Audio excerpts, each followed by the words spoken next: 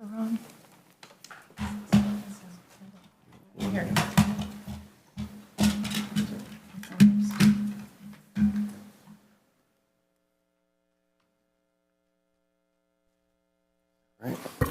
We'll call to order. Join me with the Pledge of Allegiance. Pledge allegiance to the flag of the United States of America and to the republic for which it stands, one nation, under God, indivisible, with liberty and justice for all.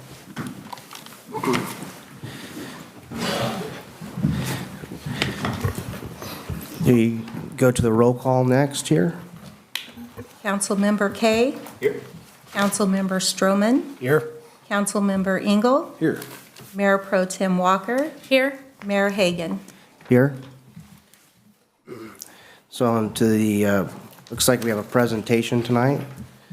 You want to? Yes, Mayor, I will introduce and then I will turn it over to the group from Unwired who will provide a presentation, also as Michelle is pulling up the presentation. So you will recall we recently went through a process to select a wireless internet provider, vendor. During that time, we did have conversations with Unwired. It seemed at that time they were not ready to proceed with any sort of project in the city of Escalon. They have subsequently contacted us and said now perhaps they are ready. So they would like to provide a presentation. This is a fiber project, a fiber proposal. So this is an introductory meeting and overview of what they are proposing.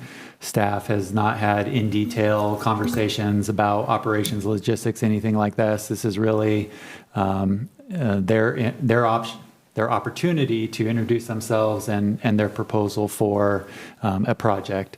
And we can take, not necessarily at this time, but council direction there forward on how you'd like to proceed. So just so we're clear, we're not having any kind of, decent discussion, just kind of consensus as to the direction we want to take. Yeah, this is a presentation and we don't even have to have consensus or a discussion at this time. This is a presentation and really their opportunity. So I will turn it over now to Mark with Unwired.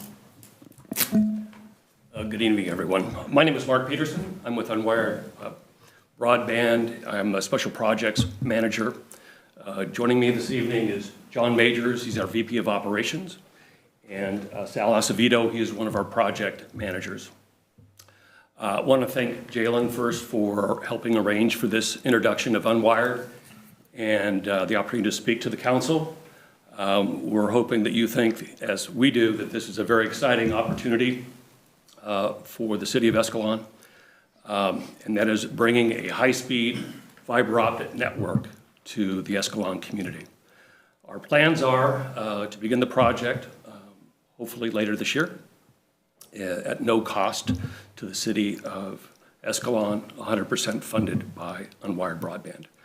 We'd like to give you an opportunity to learn a little bit more about Unwired Broadband, and John will be coming up a little bit later to give you a little bit more of an overview of the project itself and what it entails. We're happy to answer any questions you may have tonight, and also any questions you may have down the road as things move forward. So with that, we'll get underway. So Unwired Broadband was founded here in the Valley in 2002. Our mission from the outset has been to serve underserved and unserved communities with high-speed internet access. Founded in Fresno, we began serving those rural areas, primarily outside the metro areas. We have continued to grow the company since 2002. We became a certified local exchange carrier, a CLEC, certified by the California Public Utilities Commission. And we also have our DFCA certification, which gives us access to right-of-way for telecommunications projects. We've won several awards as an outstanding internet service provider. We have very high customer ratings in terms of customer satisfaction. We were voted by the Fresno Bee as the outstanding internet service provider in their service area.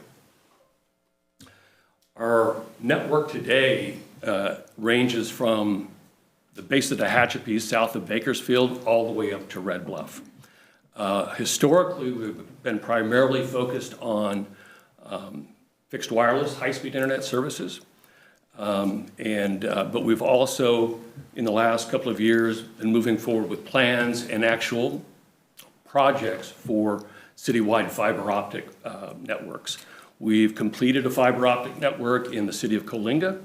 We have a project currently underway in Parlier. And like I said, we're hoping to add Escalon to the list, as we have a couple of other markets as well on our target list for in the next 18 months. We have over 30,000 customers in service today, 21,000 square miles, as you can see. Those circles that you see on the maps in front of you, the yellow rings are where we actually have deployed the latest technology, fixed wireless high-speed internet services. That's the Toronto technology that is capable of producing speeds of up to 1 gig for our customers using fixed wireless services. The project, here's a quick description or overview of what that project looks like. We've identified 3,547 passings. That's actually potential customer connections. The single-family homes is about 2,700. Those are actually homes that we would extend our fiber optic network out to. 851 commercial buildings and 266 MDUs. For the MDUs, the apartment complexes, we actually go and get access agreements with those property owners to extend the network onto those properties at no cost to the owner and extend the fiber into each individual unit.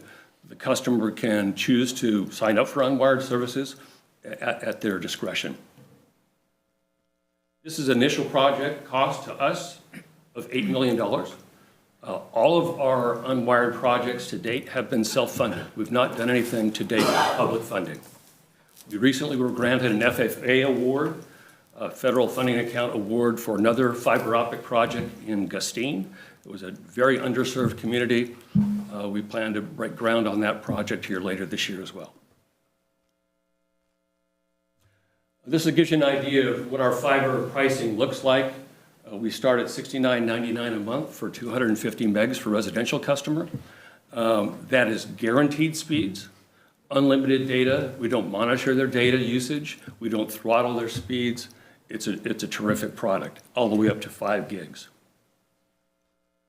For business customers, you see the rates begin at 119 for 250 megs, also up to 5 gigs. Business users tend to be more heavy users. There's more people on the network. They use up more network capacity, which is why the differential in pricing. Benefits to the community. This really is a state-of-the-art, game-changing network. We're very familiar with the fixed wireless business. We know about the latest technologies and speeds there. We're utilizing it where it makes sense. But because we're a hybrid carrier, both fiber and fixed wireless, we can match the technology to the mission.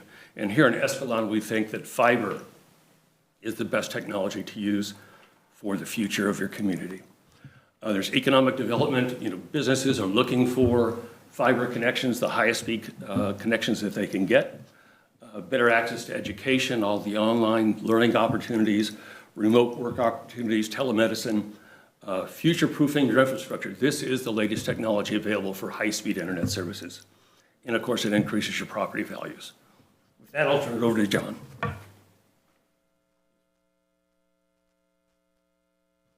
Good evening, Mayor, council members, city staff, and residents. I appreciate you guys taking the opportunity to allow us to speak tonight. So I wanted to go over kind of the overview of the project itself. So step one for us is going to be to work in close proximity with the city. We understand that communities such as Escalon require specific details, such as making sure that we don't overstep the restrictions or capabilities of like the Public Works Department. Things such as USA locates, working with your guys' existing infrastructure is important. Underground work, although incredibly safe is not 100%. So we want to make sure that we take every precaution available, and that starts with the planning of the project itself. From there, we move into permitting, working with the cities. We've done it in several different fashions where we've presented the entire plan over to the city for review. Some of these plans can be upwards of 100+ pages. We can also turn it over in a respective section where we break up the city in what we call distribution areas or DAs. From there, we move into master encroachment agreement. That's essentially the agreement between Unwired and the city itself to allow us to build out this infrastructure. And then lastly, we want to identify what we call a CO or a central office.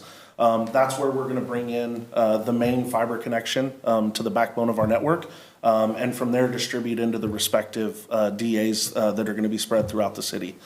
From each DA, that's where each parcel would be serviced from. So the project deployment, currently we have our detailed design underway.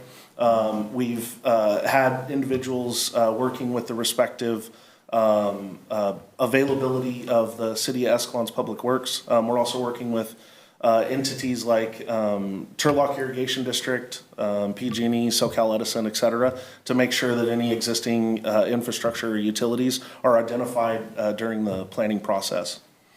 The project will commence once we have the approval from the council for the MEA. At that point, we'll turn in our plans, we'll get the permit approved from the city, and then we'll start construction. We're hoping to start with the city's blessing in Q3 of 2025. And then during the construction process, we have our private utility locates that we use. We're also going to be working with the city as well to ensure that we have proper locates available. So that way we can ensure ahead of time that we've identified any possible issues that may arise before we start our boring. Distribution areas will be active upon completion. So what that means is that let's say there's 6 DAs in the city of Escalon. Once we complete one DA, those customers will be active and will be able to turn up service. And then that will continue throughout the phases of the project. The estimated project completion is 10 months. Again, that's going to be determined based on the resources that are available from the respective municipality and the utility companies that are throughout the city of Escalon. And then our goal with all of this is to minimize disruption to the community. We understand things like encroaching in streets, city sidewalks, the debris that may accumulate while we're drilling. That those things will impact the day-to-day lives of the residents. So it's important to us that we minimize that as much as possible. And again, that all starts with us working with the city of Escalon during the planning stage. So with that, we've included a quick video from the city council member of Coalinga. Sorry, I thought I was doing that. I have it. So if you wouldn't mind playing that, or if you guys want to do it at a later date, it's up to you. But that's just a city council member's review of what they've experienced with us. My name's Nathan Vosberg, and I am the Coalinga City Council person for District 3. So when I was on AT&T, I was on 24 megabits, and I was downloading games, and it would take hours. Literally, it takes minutes now, and that's no joke. It literally takes minutes to download these games, and the streaming on my TVs is better. I don't have some buffering. When I'm playing my games, I don't have lag. The jitter's not there. My ping is extremely low, so playing first-person shooter games like Call of Duty, Modern Warfare, things like that, it's perfect. I think that the opportunities that fiber is going to bring to Coalinga will be recognized in the near and in the distant future.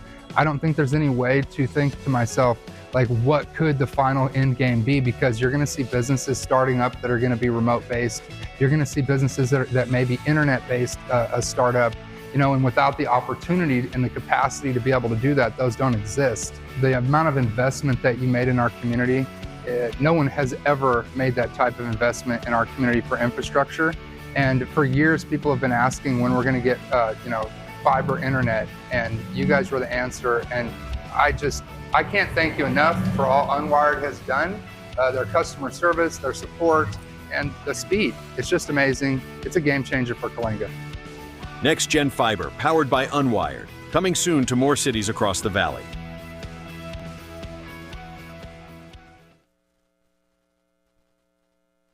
No one seems to know this, but Amazon actually. So with that, I'll turn it over to you guys if you guys have any additional questions or anything that you'd like us to elaborate on. Hold on one sec. Frank, how do you want us to approach this? I would just use it for an opportunity for questions. That's it. There's no action, no direction. Okay. Really just high level, any questions you have. This is just informational. Okay, and that's including the audience as well? The public is allowed to come up and give public comment like any other item, so, Okay, just making sure. yeah. At the dais, anyone have any questions that we'd want to run through? Just have one question. So you mentioned it briefly, but is most of your construction directional boring or trenching? Yes, sir. So the goal would be that the majority of the construction is done underground. It's a little bit more costly at the beginning, but the ability to build out infrastructure that isn't damaged by car accidents, weather, et cetera, for the longevity of the network is worth the money, we believe, ahead of time. So as of now, the only thing that we've done aerially has been drops, which is from our backbone infrastructure into the either the resident or the business that we're servicing. But we try and minimize any sort of aerial fiber as much as we can. Yeah, so I'm not super familiar with the technology and how it goes in. How much of our asphalt is going to be disrupted? And then who's going to be doing the repairs or replacement once that's done? So we try and keep, as far as the volume, I can't give you a specific volume, but we try and keep the disruption of the asphalt and the sidewalks to as minimum as we can. We would shoot from point A to point B where our handholds or enclosures are going to be. From that point, we're trying to minimize the overall disruption. In regards to the repairs that would be made to any sort of disruption that takes place, we have our own crews between us internally and also the contractor that we utilize for construction. So what we typically have is within 5 business days, that restoration takes place to as good as new. I have a quick question. It sounds in theory like a great thing. I just wanted to see, is this a philanthropic thing, or, because it sounds like it's like an $8 million project. So I'm just curious why Escalon is like your go-to. Is there a reason you picked Escalon, I guess, is what I'm getting at? Yeah. So the majority of the markets that we select are very specific in regards to service. If we go into a metropolitan where there's 3 or 4 current providers in that area, it really becomes a position to try and race to the bottom, so to speak, as far as pricing. We want to serve areas where we are bringing in a new technology to where we can offer high-speed service and the customer service that we've been known for. So what we're really looking for is we're looking for areas where the service currently isn't offered, so that way we can come in and do all greenfield construction, which is brand new, and be the predominant service provider in that area. And then two parts to that. The reason why Unwired is investing in fiber is because at the end of the day, it's the technology of the future. At this point, there isn't a technology that's better to offer internet service, especially at the speeds that this day and age is requiring with distance learning, telemedicine, working from home. So that's why we're spending so much to bring high-speed internet to the valley. So you said you were using your own funds. Is that federal dollars, or is that independent funds? I guess I want to make sure, like, say you hypothetically start a project and it gets pulled at the federal level or something, do we, do all of a sudden we have half a town with it? Or, you know, how does that play out in your head? Is there some way we can, and I know life isn't guaranteed 100%, but is there some way that we would, as far as a city, be in a position to know that it's almost guaranteed? Yeah, so as far as funding, it's 100% by our organization. To the point that Mark brought up, the city of Gustine is the only city that we have currently been awarded funds through the FFA. Every other city that we're doing, Parlier, Coalinga that we just completed, your guys' community, those would all be 100% funded by Unwired Broadband. So to answer your question as far as the guarantee, when we dedicate ourselves to building out a community, we ensure that we already have the funds available to complete that project. Okay, thank you. Any other questions up here? We'll take it to the audience. Anyone have questions for this gentleman?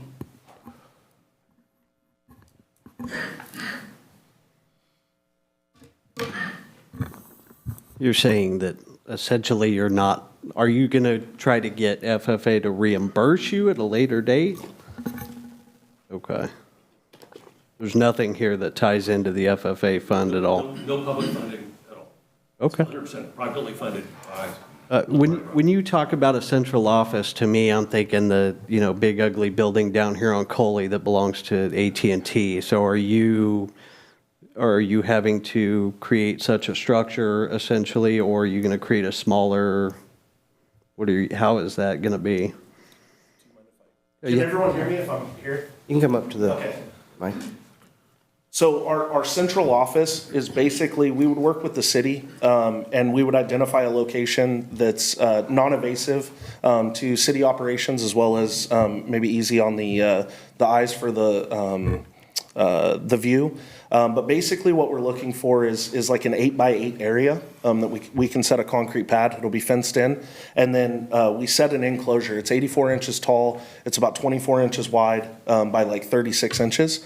And so we rack our equipment in there. It's got an HVAC on the door to keep the equipment inside. But it's very, very minimal. I apologize we didn't have a photo in the presentation. But as far as aesthetics, it's incredibly minimal. It's not a building. You're going to have a fiber terminals in the neighborhoods at some point. Can you describe that for them so they understand size-wise what you may have to put in a neighborhood? Yeah, thank you for bringing that up. So what we refer to is our DAs. Each one of those is going to have a respective cabinet. These cabinets are a lot smaller than our CO cabinets. We can put them at the end of the street, similar to like a utility box or a transformer, like for the utility company. They're probably 48 to 54 inches tall, about 24 inches wide, and it has cards in there to be able to distribute the fiber network to the residents or the parcels that we're serving. Any other questions? That's going to be essentially some of these AT&T boxes that you see on the side of the road in your neighborhoods. This is going to be half the size of that, so it's less intrusive than some of the large AT&T connection boxes for their copper network. So I don't think so. I think for right now that'll do it for me. Anyone else out there?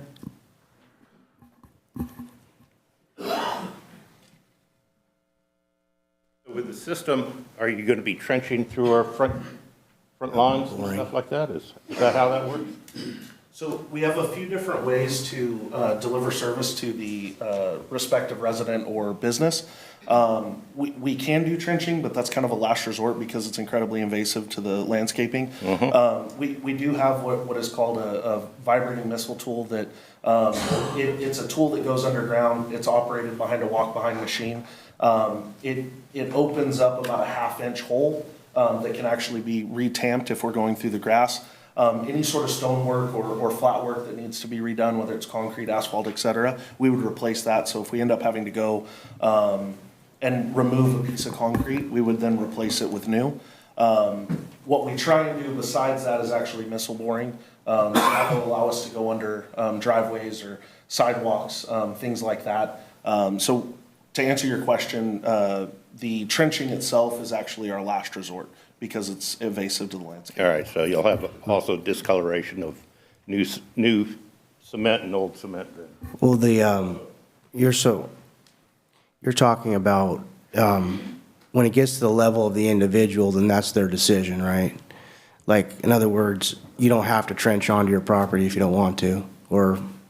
Yes, sir, that is correct. So this is 100% optional to the respective parcels. What we're proposing is to build the network out, the actual network infrastructure throughout the city. And then what that'll ultimately land at is you're gonna have what we call potholes. They're small, they look like sprinkler openings that are set in the ground. They have lids on them so that no animals or individuals can step on them. And from that point, that's where our service would end on our network. If a customer then signs up for us, at that point, we would contact the customer and we would schedule a pre-con meeting, if you will, where we would look at the way that we would bring service into that respective parcel. We discuss that with the customer and make sure that they're comfortable with it before we start construction. And then after we're done with construction, we confirm that everything is up to their respective standards. Thank you. Any other questions in the audience? Any online at all? No? Back up to the dais. You have any other further questions for this gentleman? As of right now, you're basically talking about streets, sidewalks, public land is basically the only thing that you would be tearing up and working under and that kind of thing, right? Yes, sir. Until the customer signs up, and then at that point, then the discussion would be had about their own personal property. Yes, sir. Okay. So what kind of commitment do you need from the city? At the end of the day, the commitment would be the master encroachment agreement. So if the city would like to move forward with this, then we can continue the conversation to formulate a master encroachment agreement. And then at that point, we can execute it. We can submit our design plans to the city for a permit. And then at that point, we can, start the pre-construction. I don't think we're in a position to make any of those decisions tonight, but $8 million is a lot of money. It just seems, here you go, $8 million, Yeah. I'm just trying to figure out what the hook is. That's what I'm trying to figure out. I think from a business standpoint, it sounds like the idea is you're expanding your customer base by the 7,500 residents of Escalon, and that's essentially what's in it for you guys, right? Yeah, at the end of the day right now, we've been servicing Escalon from a wireless perspective from about 2018. So we've seen the need. We're familiar with what, some of the needs of the community is. And at that point right now, we can't cover the city 100%. So we can't offer our service 100% guaranteed to every customer. And so what we want to do is we want to offer this network to the residents. It's going to be speeds that are far superior to what they're seeing currently. And we feel comfortable and confident that the service that we provide is the best out there. And so at that point, to your point, we want to make sure that once we build this out, we're building something that's future-proof, that we can guarantee that we can offer 100% of the residents fast and reliable internet service for years to come. How many current customers do you have in the city of Escalon? I don't have that number offhand. That is a number that I can look up, and I can get back with Jalen and offer it to you guys as well. Thank you. Mm-hmm. So where do we want to take this from here?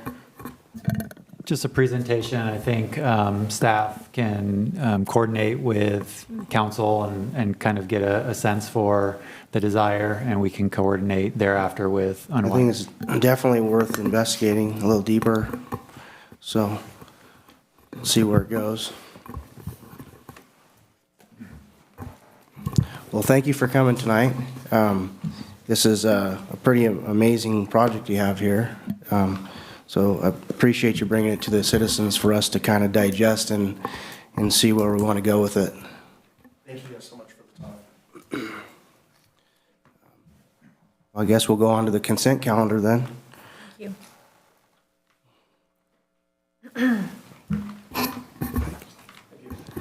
Thank you.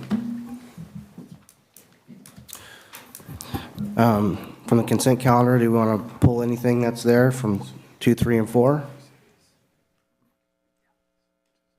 No? Okay, so. Mr. Mayor? Yep. I'd like to abstain from item 3. Item 3?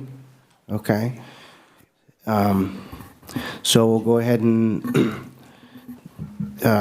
approve 2, 3, and 4 together. Are you okay with that? But you're abstaining from 3? Yes. Okay.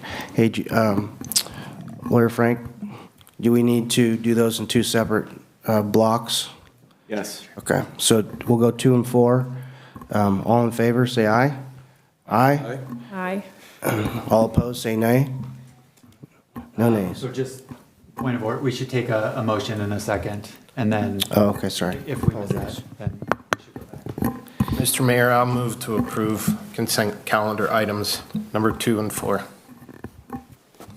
Second. All in favor, say aye. Aye. All opposed, say nay. No nays. We'll go on to the next one, number 3, which Councilmember Jeremy Engel wants to abstain from. I'll make a motion to approve the minutes from the meeting of January 21st, 2025. I'll second. All in favor, say aye. Aye. All against, say nay, or oppose, sorry, nay. And we have 1 abstain. Well, here. Oh, would you like to officially say abstain? I'll abstain. Okay.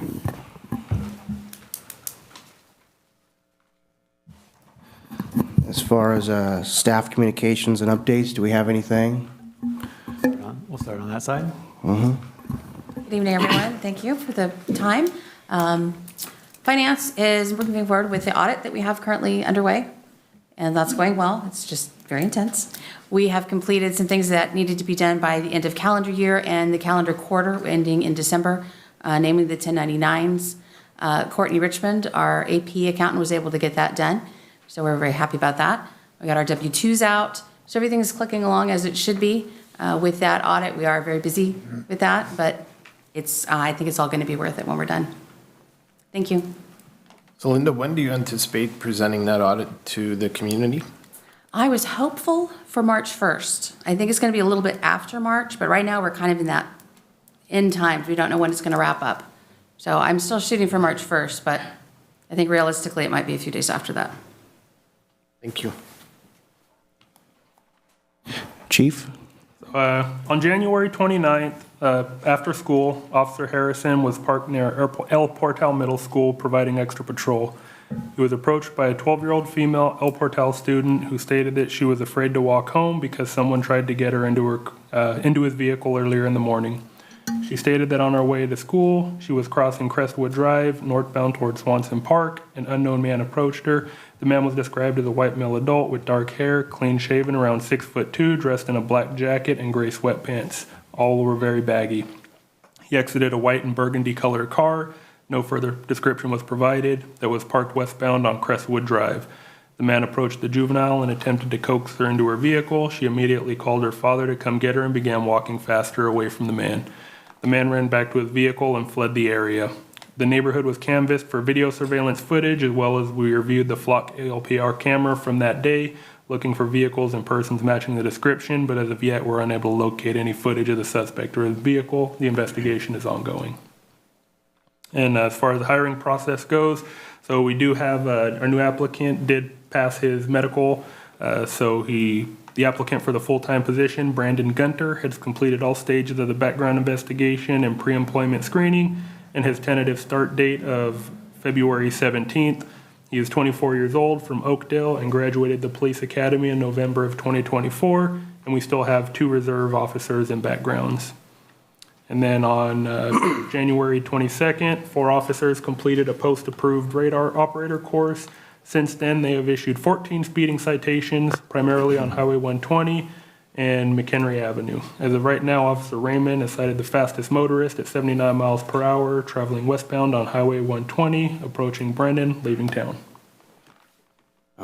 Just for clarity, this happened in the morning, but we didn't know about it till the afternoon. Correct. Officer Harrison was doing extra patrol outside of El Portal, and she approached him and said that she was afraid to walk home because of what happened. And then that's when he started looking into it, and we went and canvassed the area looking for evidence and leads. Okay, thank you.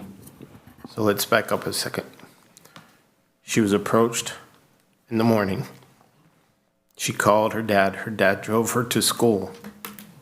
But we didn't know about it until she approached Officer Harrison until after school. Correct.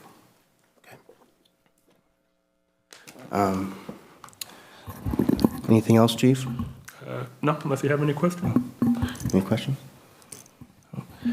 Public Works? Good evening, Mayor and Council. A couple of updates. Sure that you guys noticed we've had a short amount of time, but Public Works is hard at work at Hogan Field getting it prepared. Baseball practices start next week, so we're trying to get as much done as we can. I do ask that the teams be mindful. The home run fences will be going up here in the next 2 to 3 weeks, so just be kind when you're out there while we are putting those up, because they're very nice fences and we want to keep them that way. Currently, we do have a maintenance worker 1-2 position out for hire for Public Works. It is closing on the 14th on Valentine's Day. So just want to remind everybody that. Hopefully we have gotten some applicants in, hoping to get more. We'll kind of go through that process as it goes. And then the Dent Sidewalk project is going fairly well. We have encountered a little bit of rain this last week and this week, but I think with the contractor and with the Public Works crew, we've got a pretty good game plan to tackle like we did over the weekend. As of now, we've had no slowdowns or interruptions due to the rain, but we'll kind of see how the next few days go. But it's going fairly well. That's all for Public Works. Any questions for Public Works? And I just have one more thing to add. So after the incident on the 29th was last year we adopted the Everbridge public alert system. Recommendation from council, they wanted a better public alert system. That was the first time it was used, so many residents got phone calls and text alerts, and that was due to the public alert system for that worked. Emergency situation. That worked well. City Manager? Thank you, Mayor. A few items here. Staff continues to work on a strategic plan for 2025, 2026. We will bring that forward for council's consideration and ultimate adoption and sort of a kind of full discussion with the community on that. At the time that we bring that forward, we'll bring in the staff report a robust discussion about kind of the process we have gone through, including any meetings that the council has participated in. So we expect to bring that forward in the next couple of meetings. Something we discussed at the last meeting was a Murphy Ranch community meeting, and we agreed upon a joint Planning Commission City Council workshop. We are trying to coordinate calendars, schedules with both bodies. There's some holidays coming up, so we've had a little bit of difficulty. That meeting may push into March. We indicated we wanted to hold it in February. It may push into March, but we are actively scheduling that meeting. Another potential development project moving forward is going to Planning Commission in March. It is called the Jackson Avenue Apartments. It is a proposal for 17 apartment units, as well as 2 commercial pads, 900 square feet each. It is at the corner of 120 and Elizabeth. And again, that is going to Planning Commission in March. And then something that was requested by the council last meeting, the mid-year budget presentation is on the website. On the main page, about halfway down, there's a budgets tab. And then in the budgets tab, you can find the mid-year presentation online. And that's it for City Manager's Office. Any questions from the audience for staff? Any questions online? No? I will bring it back for matters presented from the audience. Excuse me. The public may address the City Council on any item that is on the agenda at the time the item is called. The public may also address the city council on any item on the agenda that is within the subject matter of the city of Escalon. Each speaker is limited to a maximum of 5 minutes. Unused time may not be yielded to another speaker. You may state your name and address for the record, however, it is not required. Due to state law, action will be taken on an item that is not on the agenda. Action will not be taken on an item that is not on the agenda. Except for brief responses, the council is prohibited from discussing any item not on the agenda. If it requires action, it will be referred to staff and/or placed on a future agenda. The determination of whether an item is within the subject matter of the city is a discretionary decision made by the mayor. At this time, do we have anything from the audience?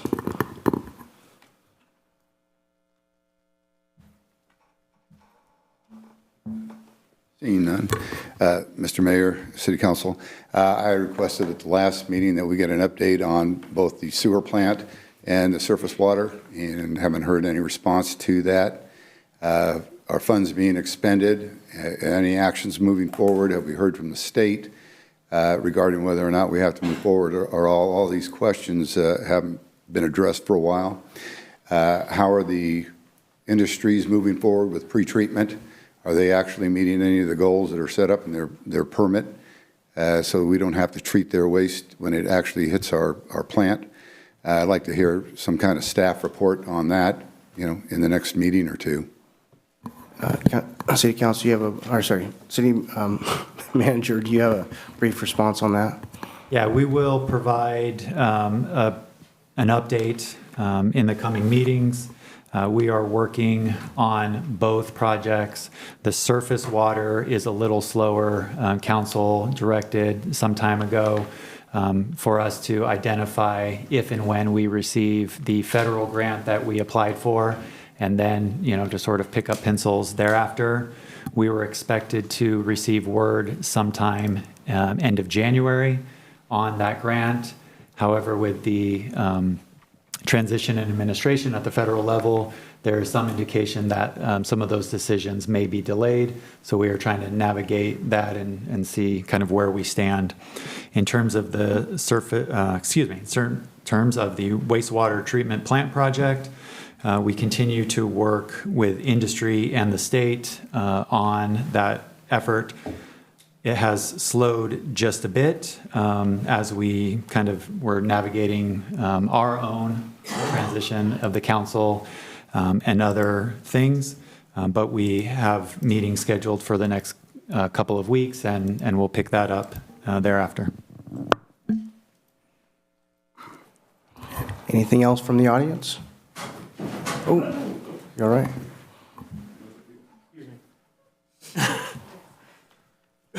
Kurt Russell, 1419 Alberto Lane. It's probably directed more to the city manager, but when we had the community meeting with the engineer from the Murphy Ranch developers a few months ago, I know that a lot of concerns brought to city manager, and I know that we're going to discuss it with city council. So I'm just curious, the workshop you guys were talking about, is that part of that coming to consensus of some of our concerns that were brought to you? Is that what that workshop might be entertaining? Yeah, that's the intent. Really, the intent is to allow the public to present concerns, questions, comments to the Planning Commission and the City Council prior to those bodies getting into the deliberative process, the quote approval process. Anyone else?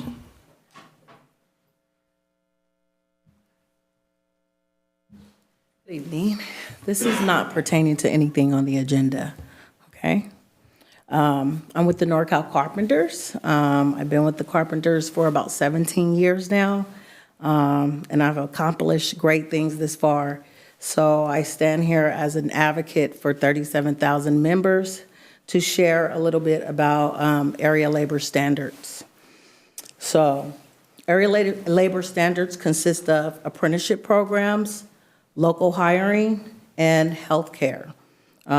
These things are essential to our growth and values. Apprenticeship programs grow wages and a majority of apprentice and graduates earn a living wage while seeing a career earnings boost of nearly $250,000. It's also proven to be an escalator to the middle class, training tens of thousands of California residents every year at no cost to taxpayers. Local hiring is another growth factor that we must take into consideration in order to strengthen and empower our economy. It would help reduce overtaxed infrastructure tied to public works systems like bridges, water systems, and power grids that are strained beyond their intended capacity, which can be caused by various reasons such as population growth, aging infrastructure, lack of investments, and so on. It would also reduce greenhouse gas emissions by less vehicle mileage traveled by construction workers. And last is healthcare.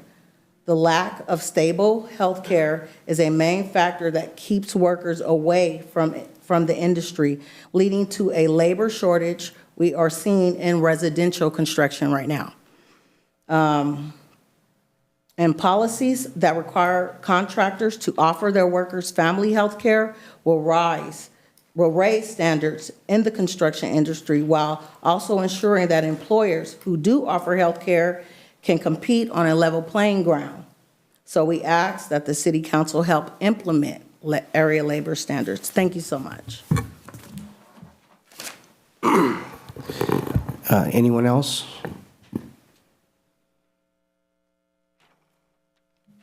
All right, we'll go to the online. No? Okay.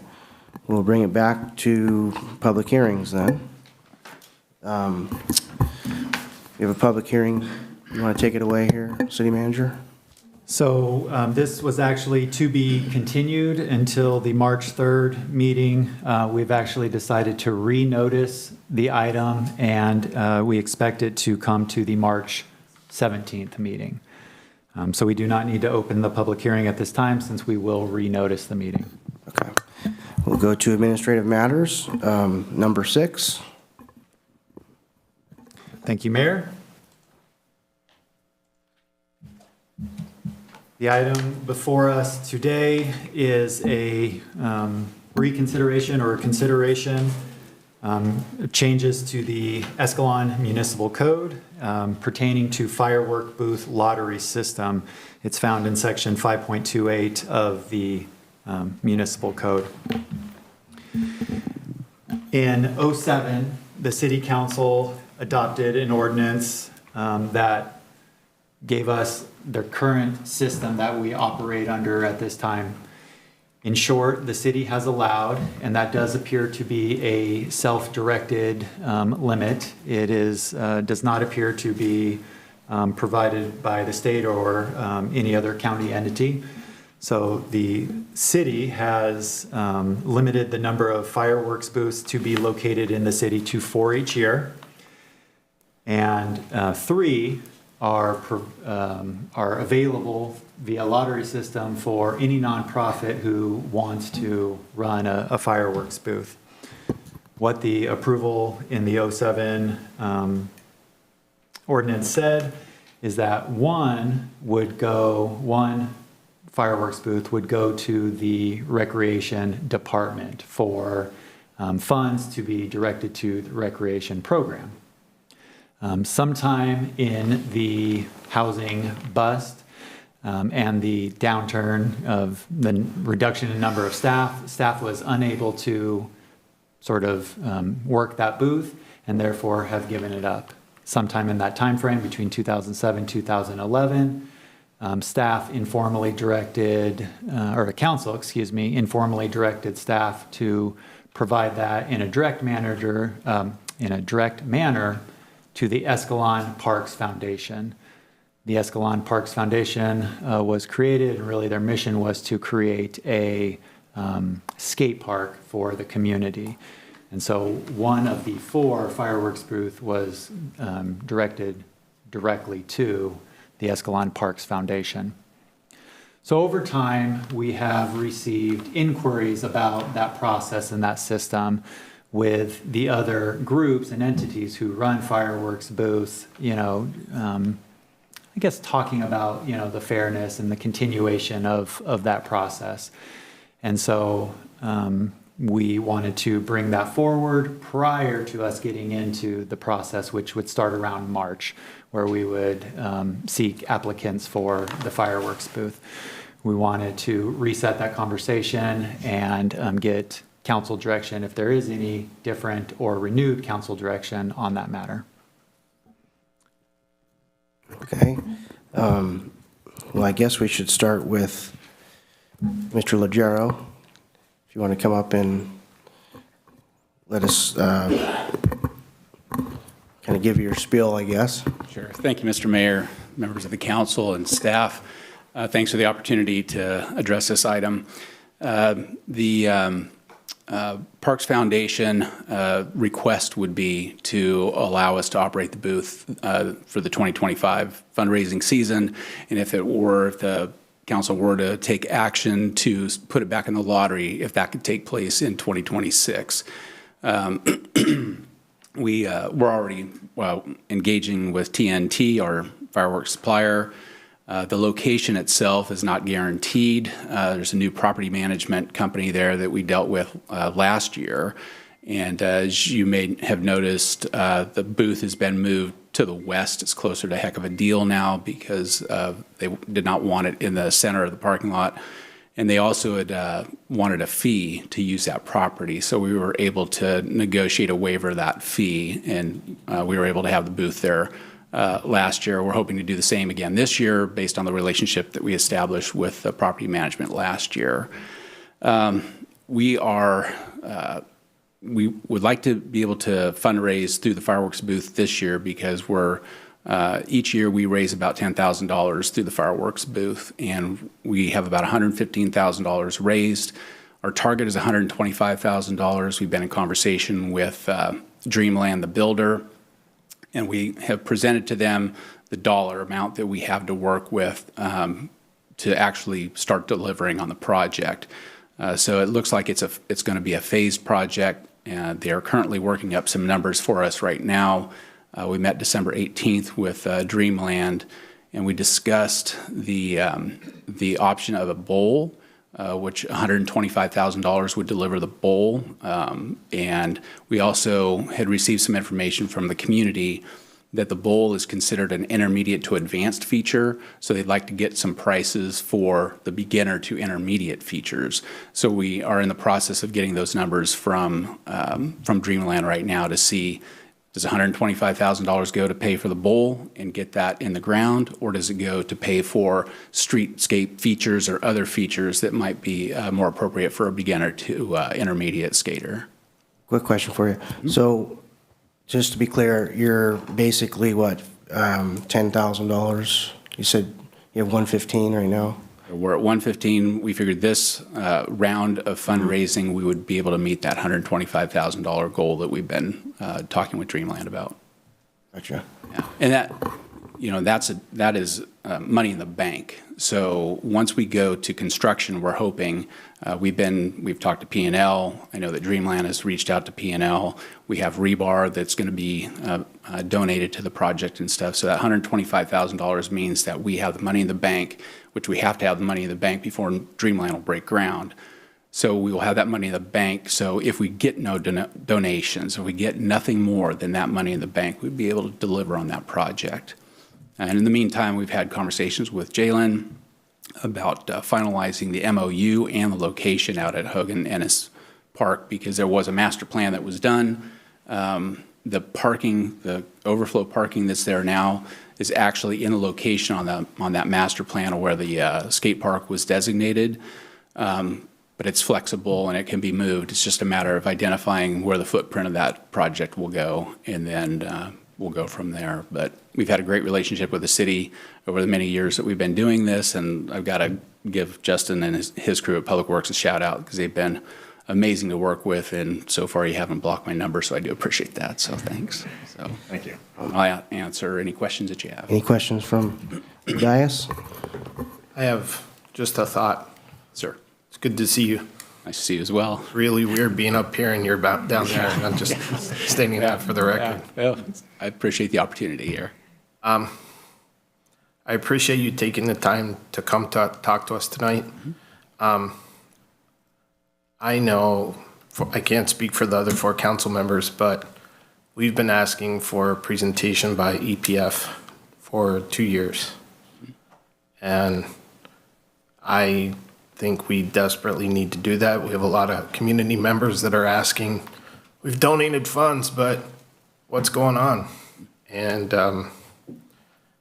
so I'm making a formal request to you and your team to please work with staff to put a presentation on a future agenda to give the public a true status update with renderings or what have you, because a lot of people want to know where their money went.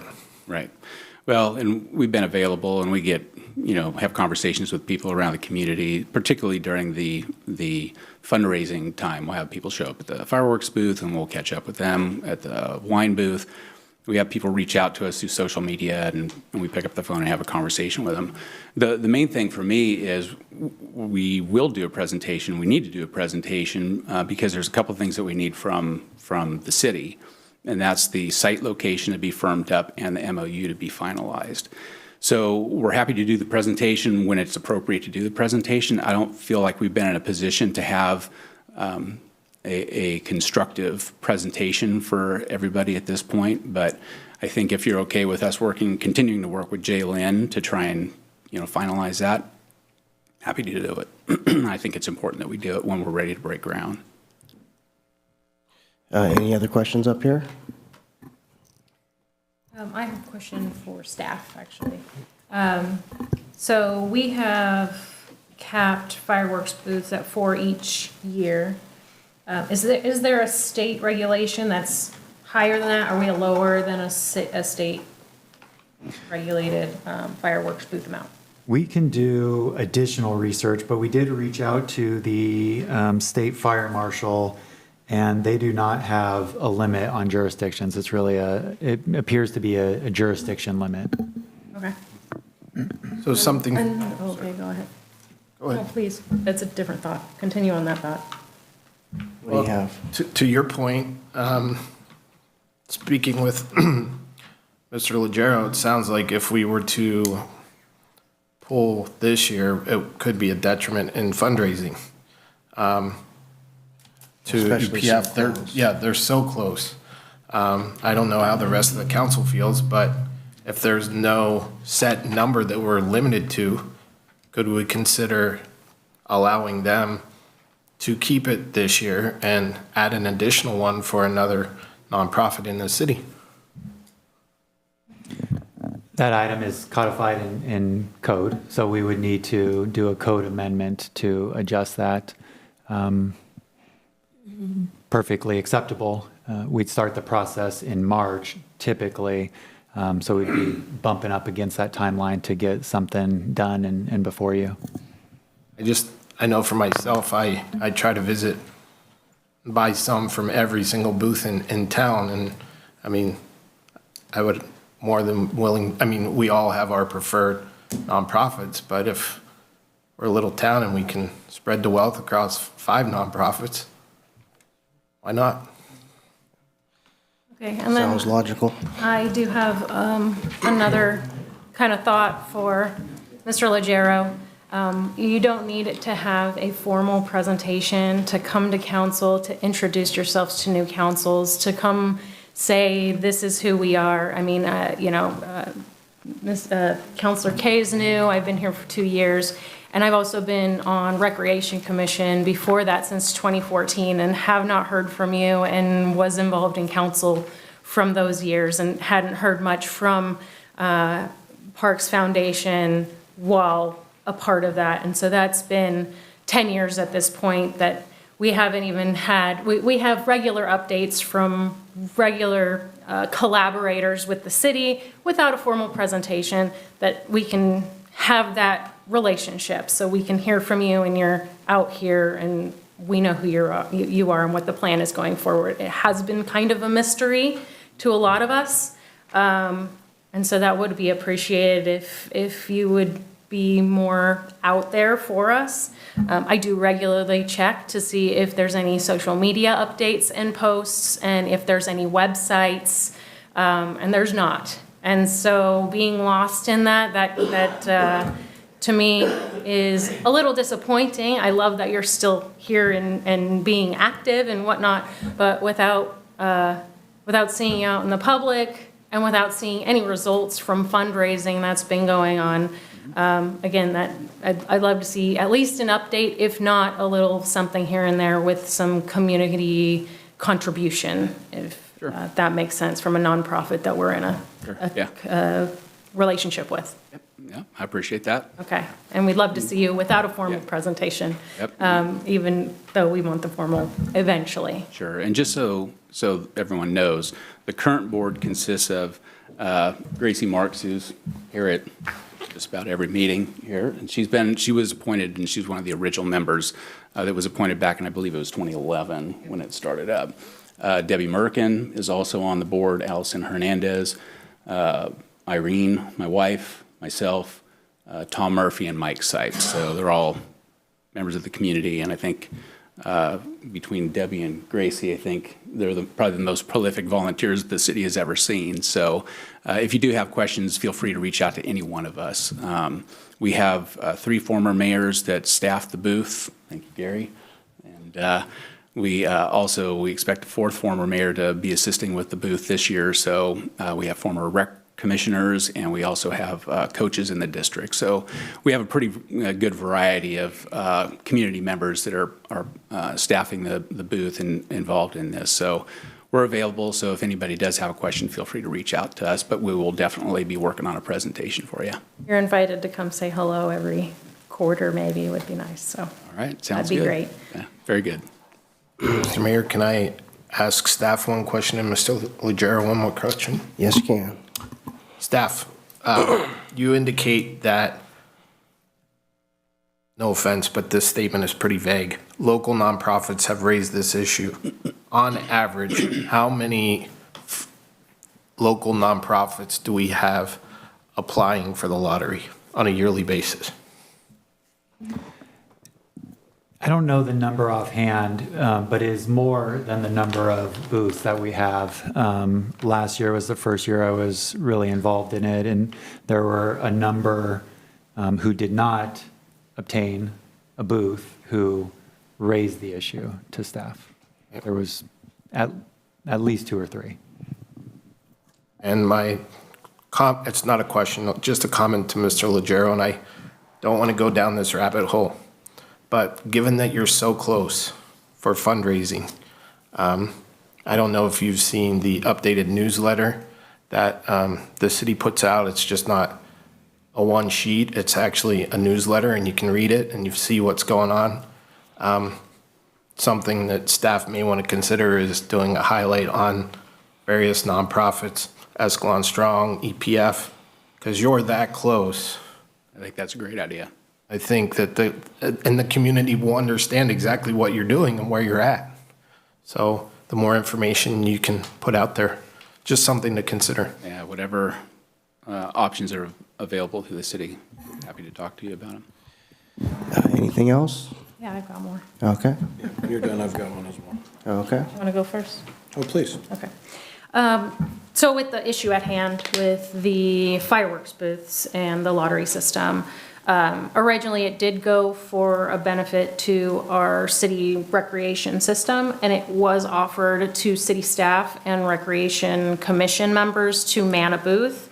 I know that when I was there, it had been brought up that if we had the capacity, then we would be able to man that booth. I would love that to be offered.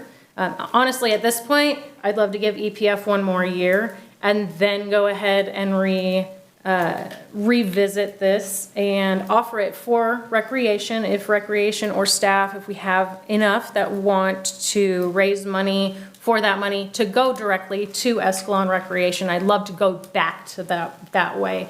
We're lacking in income at this point for the city and for city recreation, and we'd love to be able to do something with that.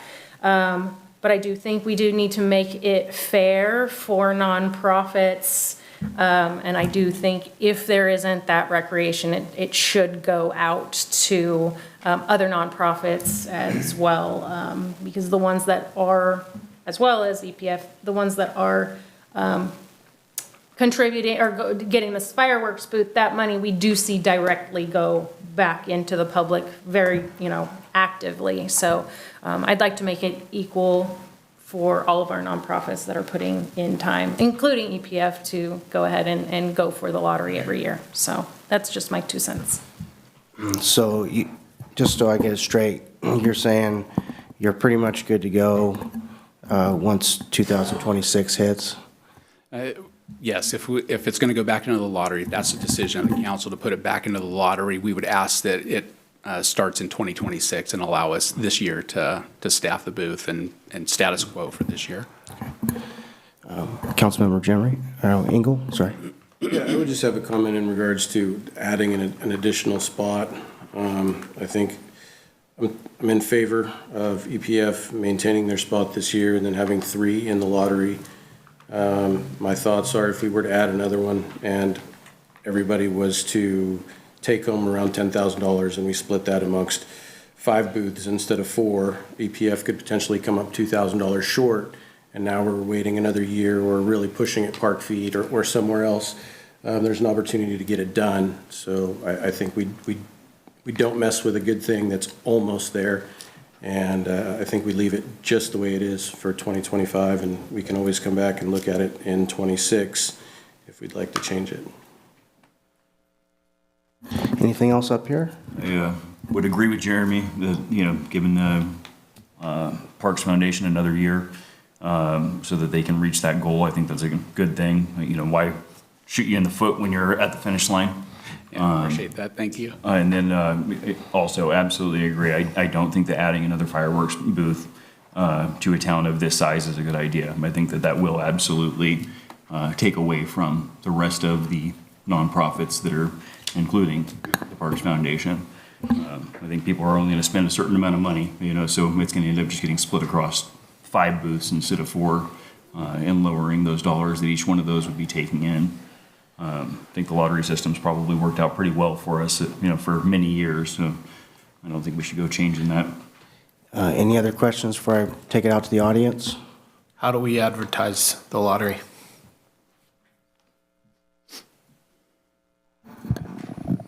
If you don't know, it's fine. I don't recall. Didn't you send a... But our typical channels. City manager, didn't you send out letters to every direct nonprofit? letters to the. As far as I'm aware, that's my understanding, is they all received a letter. All nonprofits, I think, from what I remember from Recreation, all nonprofits that were registered within the city of Escalon are given notice. Actually, we have reached out to clubs at one point. I think we weren't getting the applications at one point, and reached out to clubs at the school level. That sounds right. Yeah. One more time before I go to the audience. Everyone good? Okay. We'll go to the audience for any questions. Thank you for your time. I appreciate it. Thank you. Can I ask the gentleman a question? Yeah, up here. Okay. Sorry. We got to see your pretty face here.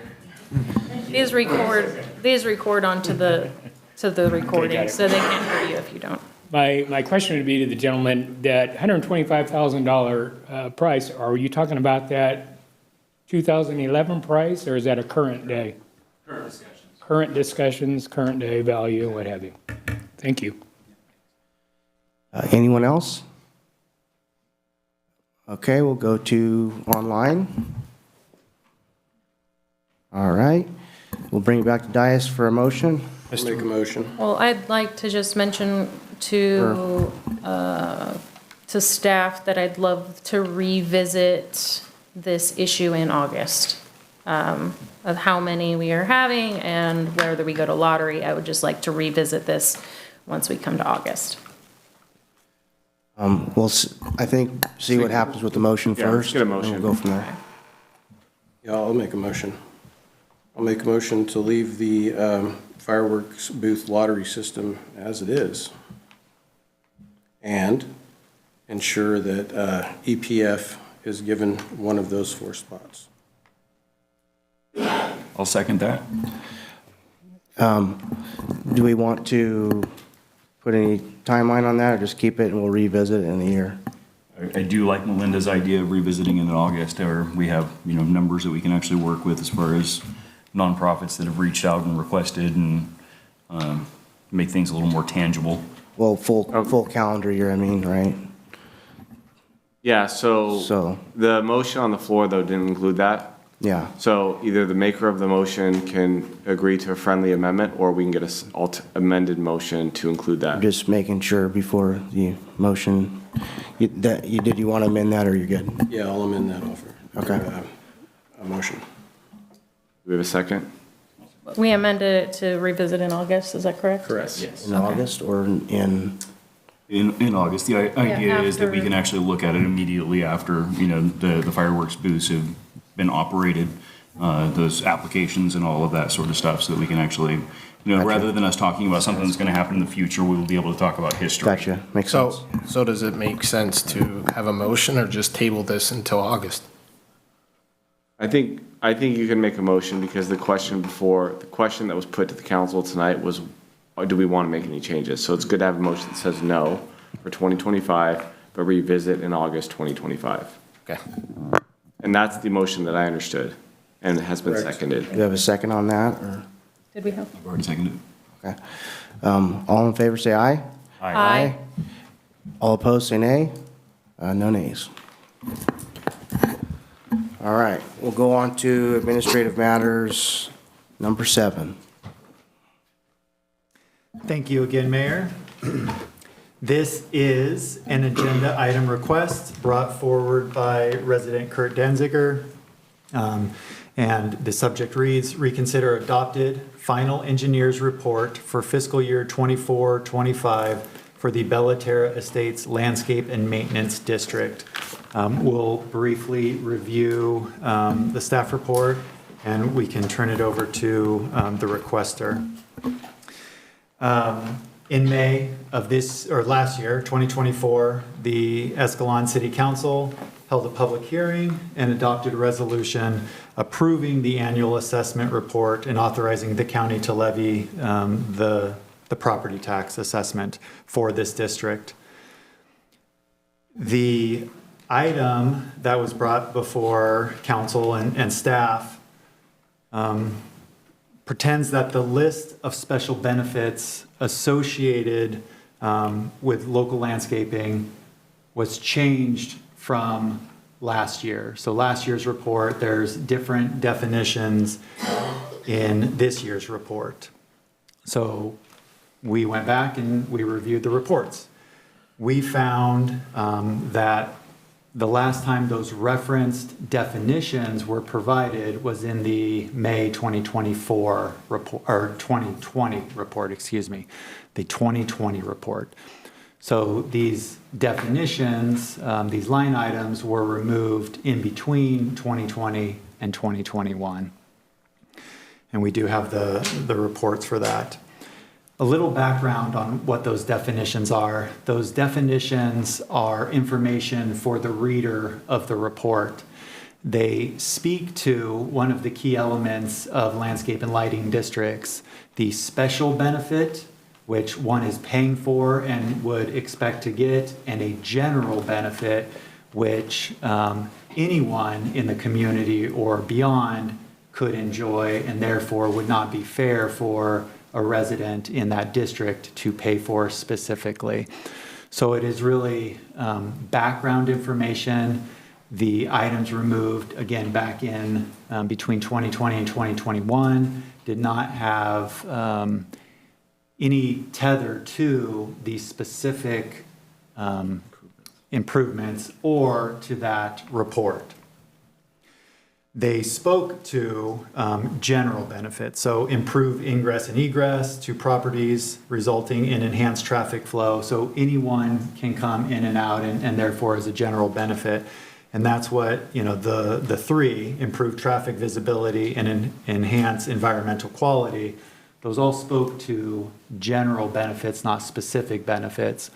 So the consultant at the time, who is online with us, Harrison Associates, really across all their agencies that they worked for, removed those items. The second issue that was raised in the agenda item request was in regard to line items that were added into this year's report.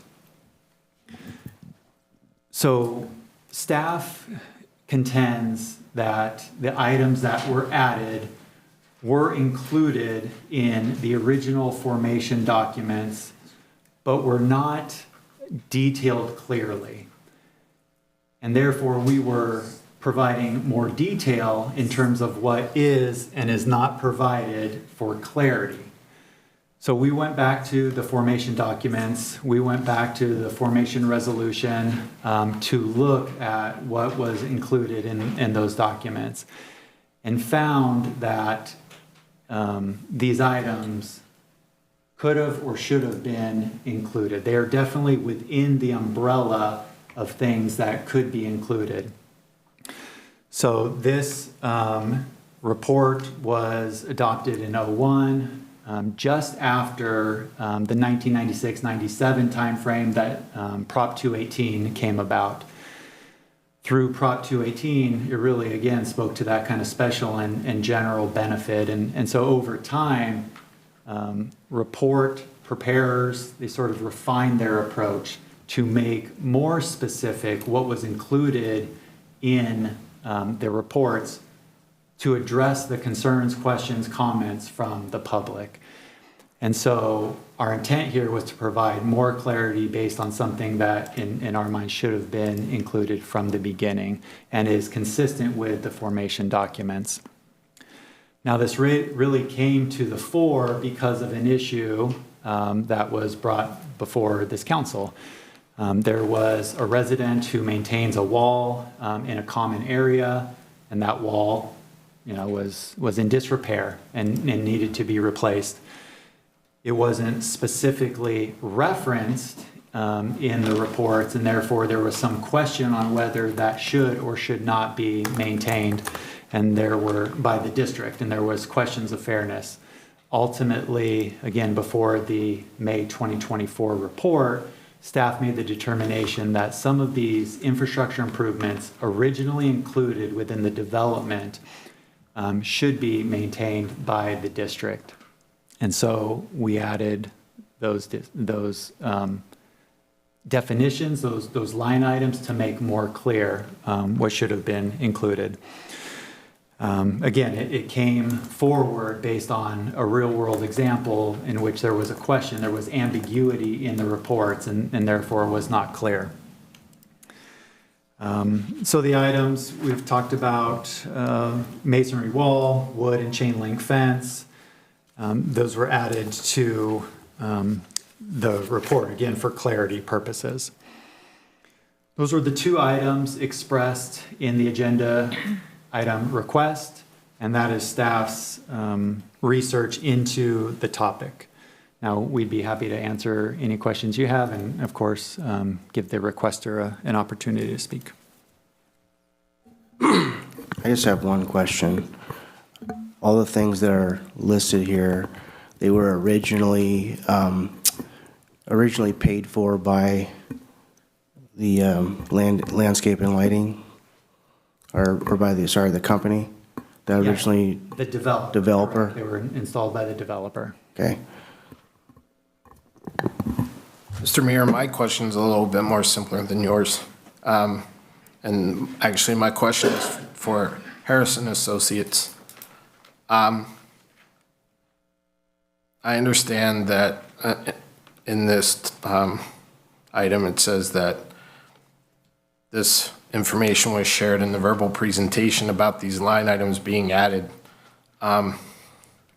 But to the first item, if these items were removed, why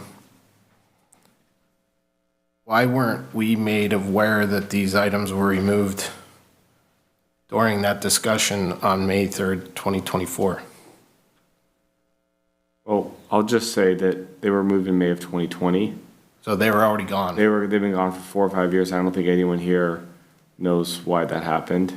I think Harrison Associates will explain to you that in light of increasing case law that spinned out of Prop 218, we wanted to fine-tune definitions.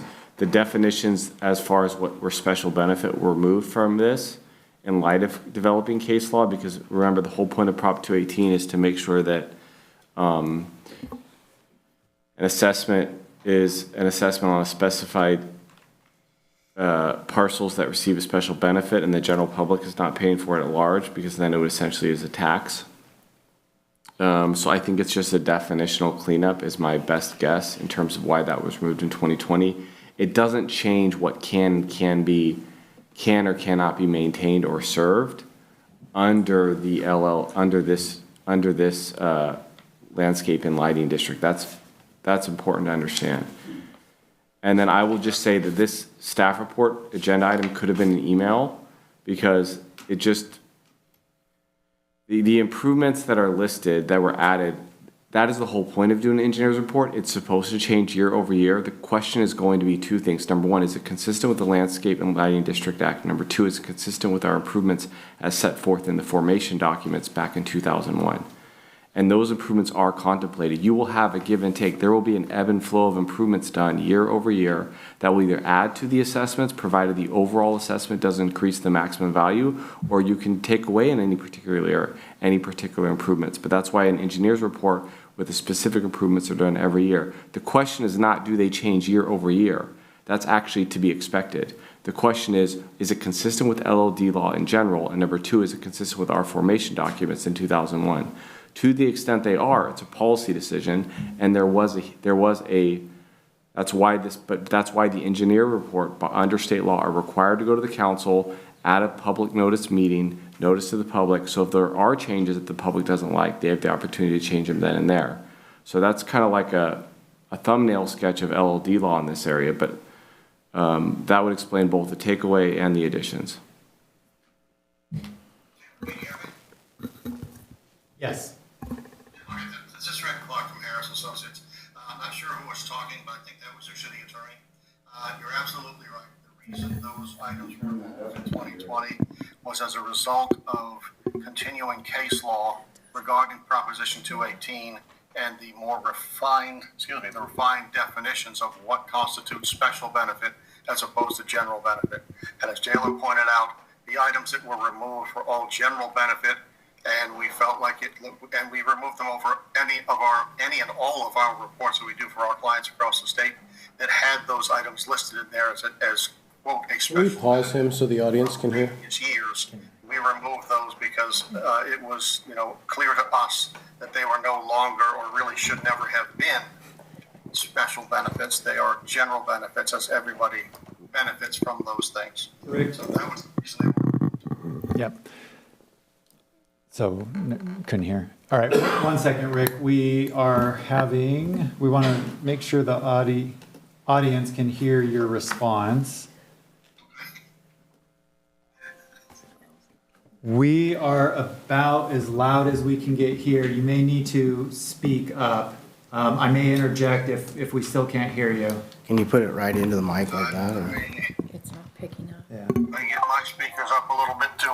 Okay, there you go. That's a little better. Speak as loud as you can. Can you hear out there? In the back? I'll speak You guys hear him? as loudly as I can without screaming. Jalen, could he call your cell phone and you? 1 second, Rick. Can you call my cell phone? All right. Making it work.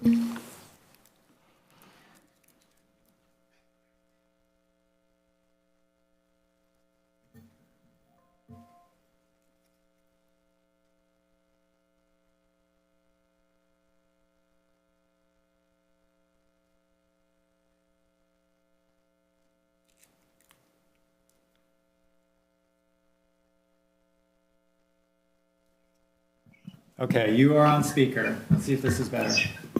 Okay, good. Let's try that. Does that sound better? Yes. Can you ask Rick to maybe repeat what he just said? Just to go over what I said previously was the definition or the explanation of to why the items were removed back in 2020 was accurate. I think that was your city attorney speaking. We as Harris have learned, as all of the engineers companies have in the state, we learn more each year or after every case law that's related to Proposition 218, what constitutes special benefit, what constitutes an assessment, what constitutes general benefit, those kinds of things. We went back and looked at all of our reports for all of the clients we have, and any of our reports that included things such as environmental enhancements or ingress and egress out of a development is something that anybody can enjoy or anybody can access. There's nothing stopping most cars or somebody from walking through a neighborhood. So those types of things were considered general benefit, and as a result, we removed those from the report. It did not change the methodology that we have to deal with. It did not change the assessment amounts in any way. It was really just a cleanup of the real definitions of special benefit.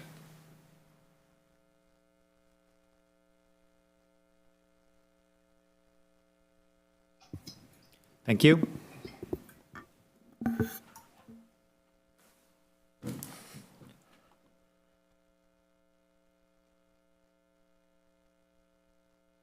Okay, so I have a question. So it says here, from these additions and annual inflator, the total Bellaterra assessment increased by $41 per year. If those additions were not made, would the assessment have increased by $41 per year, or would that have been lower or higher for that assessment? The assessment would have gone up, I believe, $25 based on increase in utilities and other costs. So instead of 41, it would have gone up 25. So the additions did add to the amount that Bellaterra residents are paying. So I'll just, my opinion, as a homeowner, you buy a property knowing the assessments that are coming to you. And if there are changes in that contract, I would hope as a homeowner that maybe those be put to a vote as the homeowners, almost like an HOA. Like the LLD, I just feel like that might have been the direction that those members of the LLD would make. They would say, hey, I really like that these things will be taken care of if we change this definition. But I do feel that it should have been, that was something in the contract that had been approved when you purchased the home. And then all of a sudden fees are going up for things that was not the agreement when I purchased this home. So I think that's my comment, is maybe this should have been put up to at least given notice to those members of Bellaterra, but a discussion probably should have been made to say these things will now be covered by your district. That's my thoughts on it. Are they now being covered, or they have always been covered? Is that? They have always, we contend that they have always been included and should have. There wasn't an amortization of some of the items. So if you keep going, I just want to real quick address Mayor Pro Tem Walker's question. Keep going until you see a chart right here. So you can see here each year, dating back to basically its formation, there is a difference in the fee. The fee either increases or decreases based on what is happening in that district. So it started, around $360. There were some increases. In 2009, 2010, it decreased significantly. And then 2010, 11, it decreased again significantly. And there were years, 4 years in a row there were no assessment. And then you can see it picked back up, and it has grown over time with 2021, 22, a big increase. So there's a fluctuation in the rate. There's not a set contract that is established in these year over year. We react to what is happening in the district. What is the reserve? What are the costs of goods and services? Is there an item that needs to be actually replaced as opposed to maintained? So it fluctuates over time. Legally speaking, city manager, and maybe our city attorney can clarify this, similar how we have to make public notice on various meetings. If we're making changes to those requirements within the LLDs, do we have to provide notification to the individuals within that LLD saying, hey, by the way, your fees are going up $41 a year, $41 this year, and this is what we're including, to give them an opportunity? Or is that the purpose of bringing it for a public hearing before council? Yeah, so under the LLD law, we have to do annually itemize what improvements will be covered in that fiscal year, and that's part of the engineer's report that gets duly noticed under LLD law, and it gets approved in open session of the city council. And the reason why, I don't know, the legislature comes up with whatever procedure it's going to do for implementing and levying these fees. The theory behind the theory behind this, though, is that there is a vote. There is a vote of all the voters when an LD is formed. That's the one time there's a vote. And the idea is that if there's not a majority vote protest, it'll pass at whatever the assessments are and whatever schedules there are. And the theory, whether we agree with it or not, the legislative theory behind this is, if you are a homeowner and you buy your property and you pull a title report and you see that there's an LLD on it, whether this happens in real life is not the point. I'm just telling you this what the theory is. The homeowner is going to look at it and realize, okay, that is subject to the Landscaping Lighting District Act of 1972. Those assessments are subject to change. They could go up, they could go down. There's going to be a maximum. And if I want to speak to it, I show public comment when that is adopted every single year. Does that work out in real life like that? Absolutely not. Because 99.9% of people don't know what I just said, right? And they've never heard of it. But I'm just telling you that's the legislative theory behind all this. And so they are saying you have a vote, and when you buy the property, you either buy the property knowing that can go up or down. And so in terms of, I don't know what formal process the city could do in terms of asking for a vote. I would argue that that's ultra-virus, that's outside of what the statute allows. But I'm sure there could be engagement or some kind of additional process, but I do think that's why the law requires the engineer's report to be adopted at a public meeting annually. Just a basic question. These assessments are made basically looking at what needs to be repaired for that particular year. So that's why it's fluctuating so much. How does that work? I can't speak to why it's fluctuating. I could just speak to the fact that it does fluctuate. Because certain years you're going to prioritize certain projects that are more expensive, and other years you will not. It often is not the case that it's a static list year over year, because certain features are more expensive to repair and keep in a healthy, serviceable condition. So that's why, if it was, you wouldn't have the annual engineer's report. You would just have a CPI escalator every year, right? There wouldn't be any way that you wouldn't have to analyze what projects are being done and what properties specially benefit that and reassess it. It would just be a simple escalator across the board. Often like you do with Melrose CFD district, if there's a maintenance Melrose CFD district, those are services that are generally all batched into the initial formation, and it just goes up every year by an escalator across the board. Any other questions up here? So just to answer your question, Mayor, there's basically three factors. There's utility costs, there's maintenance, and then there's replacement. So utilities costs generally go up.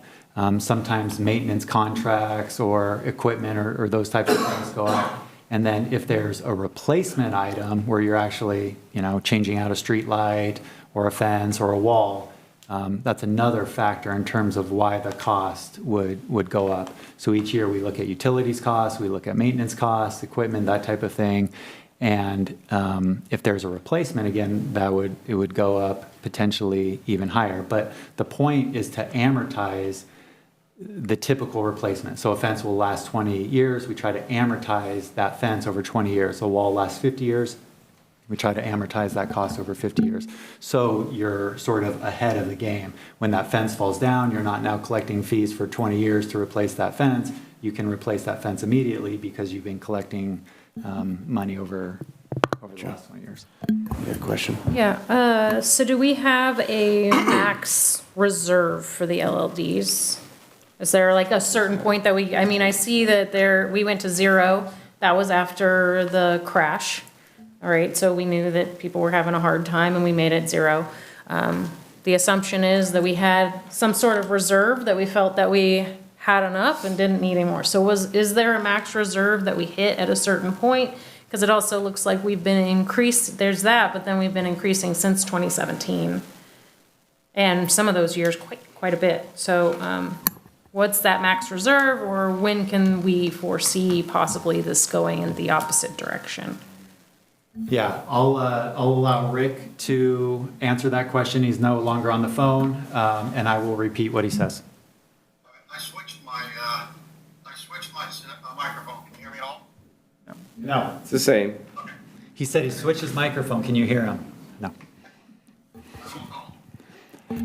Just tell us. You can tell us. It should be. I can hear. They can't hear. You can tell us, and I'll repeat. There are 2 reserve funds. 2 reserve funds. Operating reserve fund that allows you to have 50% of your annual costs.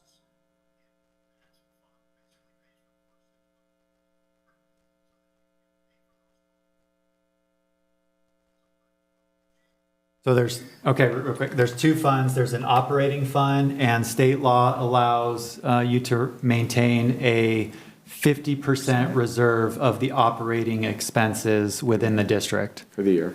For the year. So up to 50%. Yes. There's also the ability to have a reserve for replacement capital replacement reserve. There is no fund cap on that dollar amount, but it can be used as a slush fund. It has to be used for specific items. In this case, it's for the wall, for the fences, for the street lighting, etc. Playground equipment, all of that. Capital replacement reserve, no cap on that dollar amount, but it's used for specific purposes. So there's a second type of reserve fund for capital replacement. There's no limit in the law there's no cap limit in the law for that item. So 2 types of reserves. Will I be able to see both of those when I look in the budget? Are those separated out? Currently, Bellaterra is managed under one fund. Okay. So the city floats all the costs for Bellaterra until the property tax monies come in.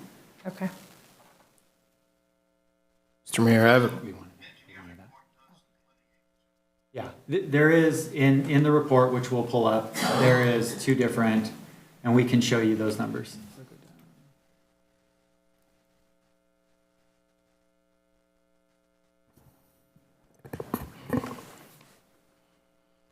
Yeah, right there. Next one, right there. There you go. Those are the district fund balances. The operating, which is allowed 50% of essentially 76,000, I believe, and then the capital replacement fund.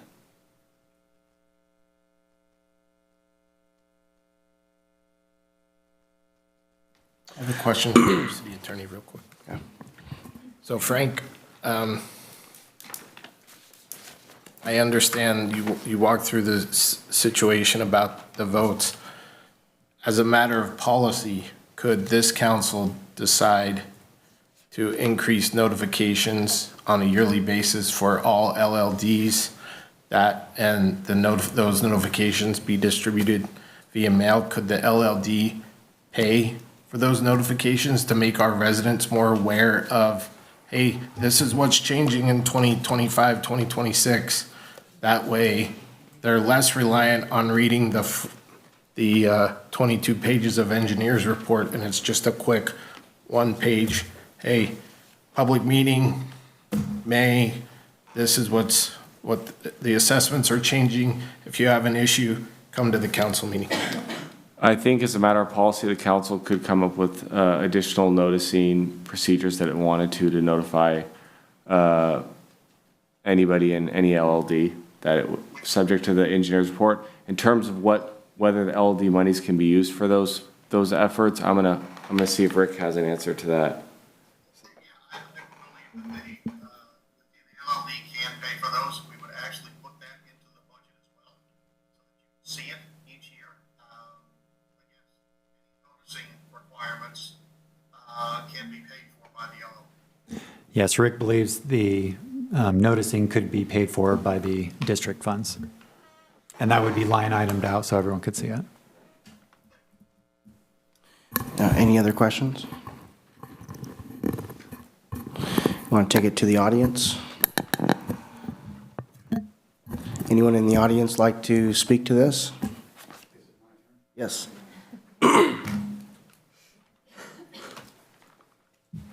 Mr. Mayor, Council, now you guys are all experts on landscape lighting districts and engineered annual reports. So you shouldn't have any other questions, and maybe what I'm about to tell you doesn't mean anything, but I'm going to just guess you don't know any more than when you walked in here. What you heard is a lot of hyperbole. Well, there's been some court cases, there's been this. Nobody's citing anything, they're just telling you stuff. You've got some very sharp, smart people dealing with uninformed people, and what are you going to do? You're the decision maker. You're going to make the decision that's going to affect all of the people in these districts there, so you need to know what you're approving. So I'm going to take a little bit of different tact here. I looked at this thing several different ways. I was going to just respond to Jalen's agenda item here. I'd written one up, but I'm going to give you a little history here, so you get a little flavor. The city's track record with LMDs is dismal, just dismal. And let me give you some examples. The landscape lighting district, landscape lighting district, and landscape maintenance district were passed in 1972 as Part 1 and 2 of that act. Okay, so in 1972, the city could have formed a district with any development that happened in the city. From 1972 onward, 70% of the housing stock in the city was built. So the city didn't form a landscape lighting district until 1998 with Sunrise Terrace over there across from the golf course. So we've missed out on all of those districts and all of those expenses all of these years. In 1998 was the beginning of the 4 LMDs, Sunrise Terrace, Belterra, Westwood Country, and the Estates. The Estates is not only an LMD, it's a benefit assessment district. What's a benefit assessment district? Benefit assessment district was passed in 1982, 10 years after the Landscape Lighting Act, and allowed all of these form developments to be built twice. They could be built for fire protection, sewer upgrades, storm drains, and what have you, and that's why the estates are built with a benefit assessment for storm drains. So they're paying for that storm basin, all the equipment in it, street sweeping, you know, same stuff everybody else gets. So LMDs, benefit assessment districts are all just mental, you know, Sammy Hagar said it, to revenue generate for the city. And rather than appreciate the benefit of these districts to the city budget, which right now you could bounce a quarter off of, we're saving, these districts save the city over $250,000 because these people are paying for them.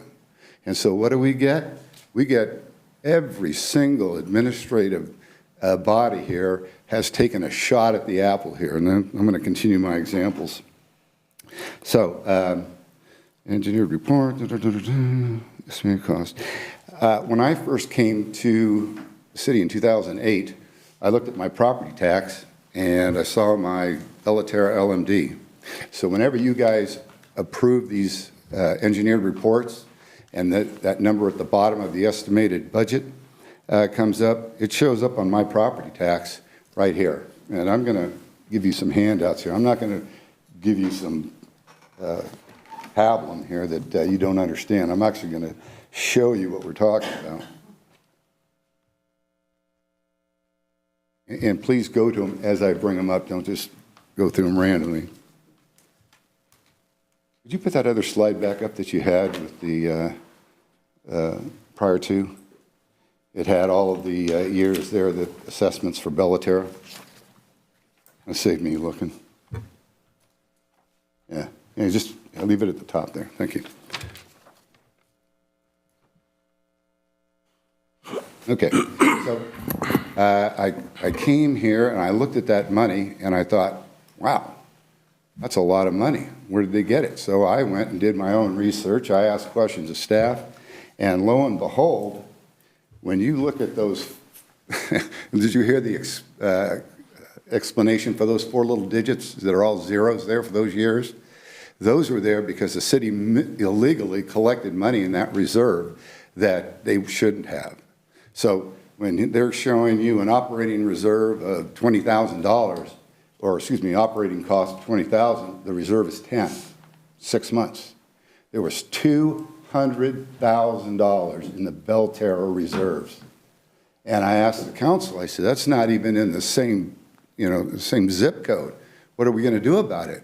And so the council looked at the city manager looked at the city attorney, and they all looked back at each other, and finally the mayor asked the city attorney, well, what are we going to do about it? And the city attorney said, well, I guess they could sue us. That came right out of the attorney's mouth. And I don't know if you were there at those meetings. I don't think you were there. I think Patrick was there. And I'm not here to sue the city. I'm not here to complain. I like living in an LLD. But I also have principles, and there's principles behind the LLDs. Again, they're a revenue-generating device. They have a real loose definition of what makes it a special assessment district.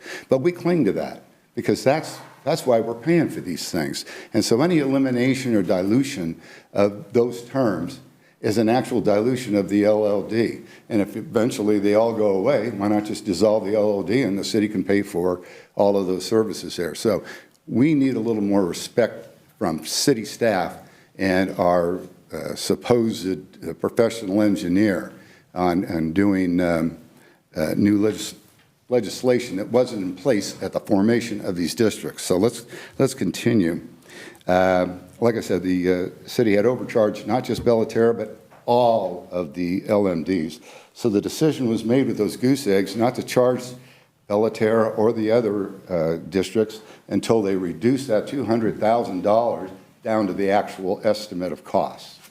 And so as you see in 2009, it went, 2009 went from 421 down to 132. That was the beginning. And then 4 years of nothing. And in that second to third year, I approached the city council and said, hey, we've got 22 grand left there. Why don't we replace the lights out in our district with LEDs? We were paying $4,300 a year at that time for high-pressure sodium hazardous waste disposable lights, right? And LEDs were non-hazardous waste, and they only cost us $1,700 a year. So we saved $2,300 a year. They were paid off 2 years ago. And how many lights have we changed? 2. In Bellaterra? 2 lights. So we don't need to amortize lights. Okay, how much is a light?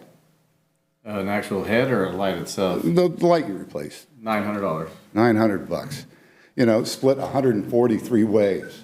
You don't need to amortize that. That can be absorbed in the actual budget cost. And that was the first time when? I'm not sure. Yeah, all right. Well, they've been up there since 2013, so 12 years now. And they also started going up around town after that, too. So it was because of what we pursued that we got that. All right. Sunrise Terrace, when it was formed, the city, or the engineer's report didn't include a CPI. So you see the column over here, starting on the second from the left, 3%. 3%. The whole point of that 3% is to be added to the maximum adjusted assessment over here, the second column to the right. And as you can see, it goes up 3% a year. What the city did is they put the actual budget up 3% a year at the same time. That's how they got to that 200,000. So Sunrise Terrace doesn't have that. The city and the engineer screwed up, and so that's their cost per year is $121, and it doesn't go above. What does that mean? Are you amortizing any of the equipment over there? You can't. They're not going to pay an extra assessment for that. That's another screw up by the city. You could add to that with a 218 vote. If the property owners there wanted to change that and wanted to pay more money, the city could initiate a 218 vote and say, look, we're going to shut down the park because now the park costs too much money and we don't have enough money in your budget to continue it. Those things can be rectified. The citizens there, like the citizens in the other districts, have shown that they always support the LLTs. Let me go back to 2013, council meeting. Three mothers showed up at this lectern and asked the city council that they lived in Westwood Country. Westwood Country was approved without any park equipment. They just got a green space. And so the women came up and said, look, we'd like to have a place to meet and our kids to play. We would like some playground equipment. I was sitting in the back just smiling because I know what was coming. The council informed them that we can do that, but we need a 218 vote.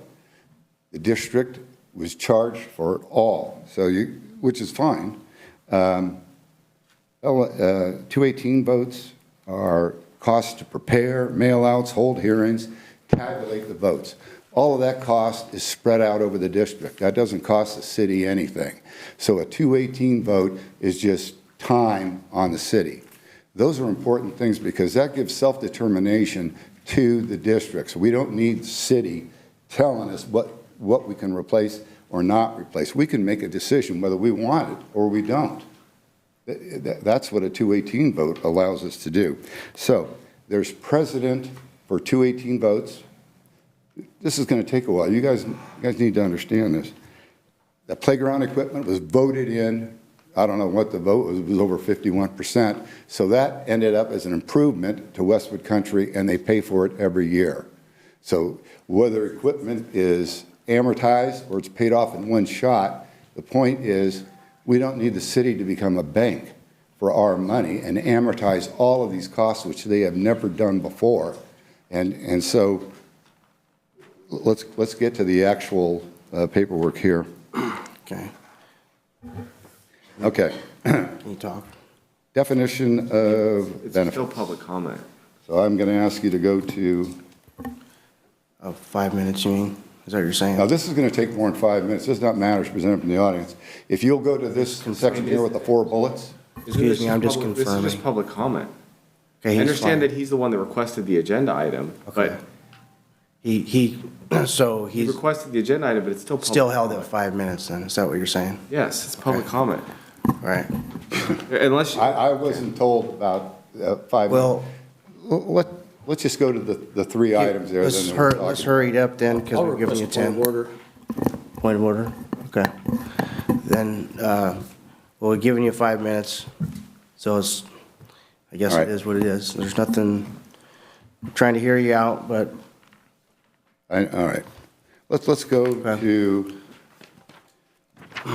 last page on. Again, Mr. Mayor, I'll request a on this point of order. document where you see 4 bullets on it. Mr. Danziger, It's at your discretion, Mr. Mayor. let's get to the nuts and bolts of it real quick. I'm doing it right now. Okay. Okay, special benefits. These are the ones that were changed from the engineer's report. Special benefit means a particular and distinct benefit over and above general benefits conferred on real property located in the district or the public at large. So we have special benefits that you don't enjoy. And if you go to 2016, and I put that there because that's the farthest back you can go on the city website for this document. Mr. Dancy. Okay, you take a look at those. Where are you? You gave us 3 different packs. I don't know where you're at. Okay, if you'll take your packet that has the definition of special benefit. Okay. 4 bullets. Yes. Go to the last page. Okay. It's the most clear one. I have to apologize for my printer. You see those 3 items that are circled? Those are the items that were removed. They've been there since the formation of the district, and they were there until 2021. So as you move forward, you can start from the back and keep moving forward on your page. You'll see that it was there in 2021. Those are all circled for you. They were removed in 2023. And again, they're not there in 2024. No explanation as to why, except for what we have from Mr. French here in the city's agenda item, where it says, staff coordinated with the consultant Harrison Associates to understand why these benefits had been removed in 2020. According to Harris, the definitions of what constitutes a special benefit have been clarified over the years as court cases are decided. Okay. Really? Do you have anything else you want Court to? cases have decided that you got to stop at a stop sign. When your officers issue a citation, don't they? And Mr. Danzer, I'm trying to. Write chapter and verse. I'm trying to keep to Okay. the quorum. Well, So, you have any last things you want to say before we bring it back? I do. Okay. I do. Let's make it quick. I'm a little disappointed that you guys don't know enough about these things and the benefits to the people in it. There's no law, case law, that's ever been produced that lets these people retroactively hit us with legislation. So it was arbitrary. Harris arbitrarily deleted 3 special benefits, citing court cases, without case law references, raw activity verbiage, or removal of prior president's verbiage. So they just did it. And there is nothing there. They provide no reason why they did it. They just said, well, there's been decisions made over the years. Look, this thing has been formed for 25 years. Every city council has received this report, stated that they've read it, they approved it, and it passed. And until these last couple of years, nothing has changed. Okay. We'll have to bring it back to the dais now. It's been arbitrary, and you guys approved it without knowing what they had done. There was a 3-minute interval on the May 20th council meeting where Jalen French said, well, you know, there's been some changes to the wording and whatever, 42% increase there. And not one person asked a question because you didn't know any better. You're all neophytes, you're new. You know, I'm not being insulting. I'm trying to educate you. But they're throwing little fastballs by you, and they don't show proof of what laws let them do this. Okay? That's what you should be asking. You state that there's case law out here. Show me. Where is it? You know, chapter and verse. Okay, I get where you're coming from, okay? So, at this point, we got to cut you off. All right, well, what is going to be, okay. What are you going to actually vote on? Well, you'll see in a few minutes. So, bring it back to the dais, and we'll have a discussion on it. Public comment, more public comment. Any more public comment out there?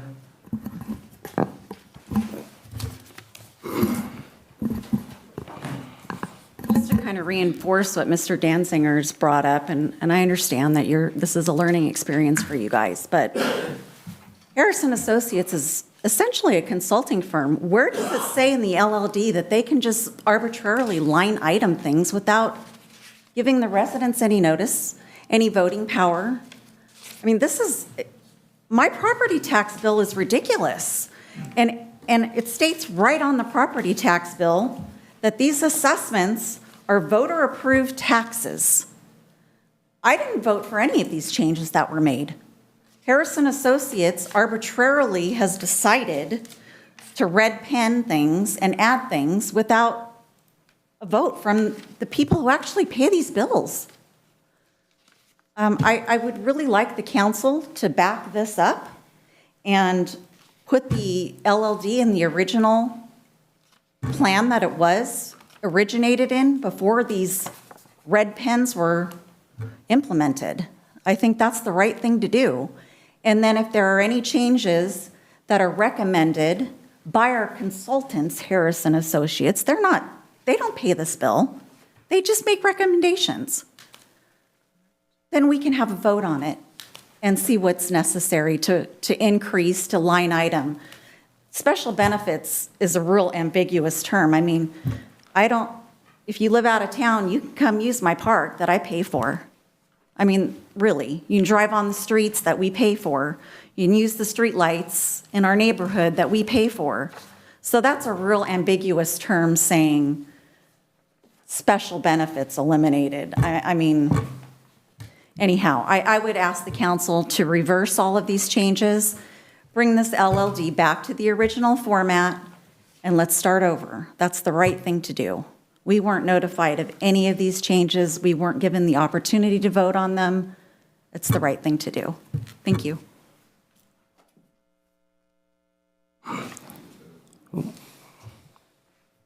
You guys know my name, Kurt Russell. I echo what my constituents said as well. As you guys know, I was on the benefactor of the wooden fence that is one of the line items that we're talking about here, and also someday for the stone walls that separates my property from Brennan, that stone wall as well.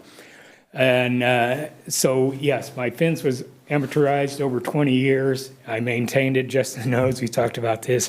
I maintained it for 20 years. I have a new fence I'm going to maintain.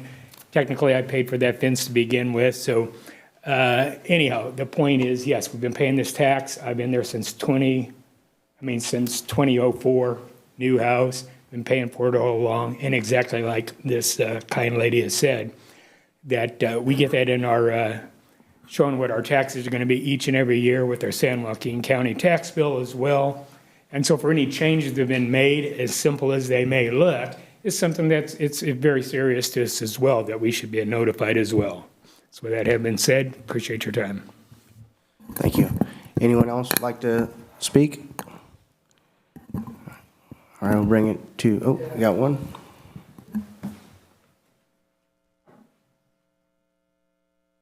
I wasn't going to, but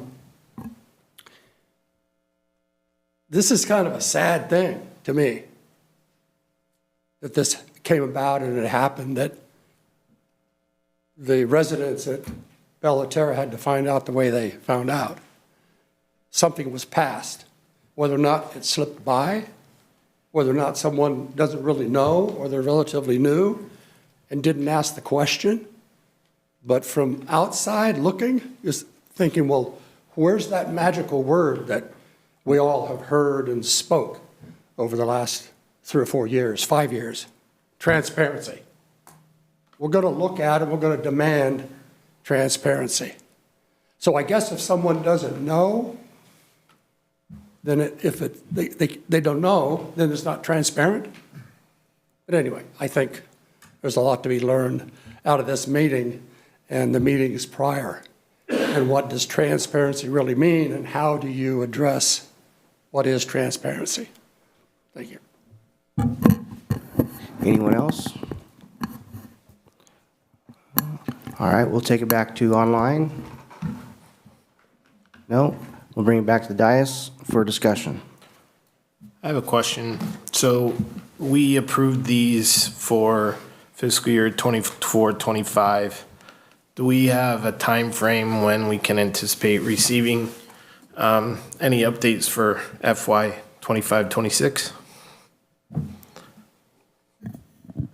So we go through essentially a 3-step process culminating around the May-June timeframe with adoption. So we will start here relatively soon, actually, with the first steps. I can't remember exactly when our first step is, but March, April timeframe, come to council, then end up adopting it in June, July, or May, June. Got something you want to add to that, or? Well, honestly, I'm thinking. And I can appreciate what Mr. Fox just said. You're new, Mr. K, but the four of us have been preaching since we got on council, transparency, transparency, transparency. And this is a perfect example of transparency. Personally, I don't believe that there was any maliciousness done by this. It's just the four of us, and I'm not speaking for the three of you. I would agree. But the four of us didn't know what we didn't know. And that's reality. And I can't speak to an LLD because I don't live in an LLD. But the four of us have made it a very strong point that we are the representation of the people. And I would implore this council to put your money where your mouth is and listen to the community and do what would be the right thing. If we do a reset, we're talking literally 2 months, 3 months. But that 2 to 3 month impact will go a hell of a long way to the residents of Bellaterra and Sunrise Terrace and the estates and all other LLDs within the city of Escalon. So for just clarity, what are you proposing? I'm proposing that because, well, before I give you my proposal, there's a lot of ambiguity on this from everybody that's sitting up here because we didn't know. Mr. French didn't know. Mr. Splendorio didn't know. None of us were here. None of us can speak to why those were removed. So let's do the right thing, restore them, and then when it comes back around in the May-June timeframe, the LLD will notify those residents and say, this is via mail, this is what we propose to change in the upcoming FY 25-26. Please come to council and explain your position. That way, the public is notified ahead of time. They know what the changes are. And similar to what we just heard tonight, they can provide feedback and say, hell no, we don't want to pay for a masonry wall. Okay, well, we just heard from the community. We don't want to add a masonry wall. Or, hey, you know what? We really want to increase and put in a splash pad. So give them an opportunity. They're the ones that are paying for it. We're not paying for it. So that's what I would propose, is that we just hit the giant Staples reset button for 2 months, do it the right way going into FY 25-26, and do it the right way. Anything else wanting to be added by the council? Well, I think that there's a misunderstanding here. In number one, we're not talking about adding a masonry wall. We're talking about the replacement of a masonry wall when it comes down. And I think that what our city attorney has clarified there is that that was original to the subdivision when the subdivision was built. So looking out for those costs ahead of time is something that should be in that engineer's report. The verbiage that was removed from the engineer's report, I don't think that we're going to be restoring that. It's the engineer that removed that. They removed it from, like they said, statewide. Everywhere that they produced those reports, they removed it everywhere. It was not a city of Escalon specific thing. So I don't see how we remedy that. I'm not sure what the necessary, reset button is that we would be looking at here. We added $41. Council added $41 at the recommendation of Harrison Associates last year. The prior year was minimal, $14. $5 the year before that. Prior to that, $165 it went up. Was there a public outcry when it went up $165, or is it now that we have a $41 increase and we've looked through and we see some additional lines in there that clarify what it is these monies are going to, that now we have a concern with it? That's just my take on it. I don't see how we go and restore that verbiage without having Harrison Associates do that for the entire state that they service. Okay, let me clarify that point, Mr. K. I understand what you're saying. my point about the reset is that we take it back to the intent and give folks an opportunity. I honestly, I don't think it, I can't speak for the audience members. I don't think it's a matter of $41. I think they'd pay $150 if they knew what the changes were gonna be.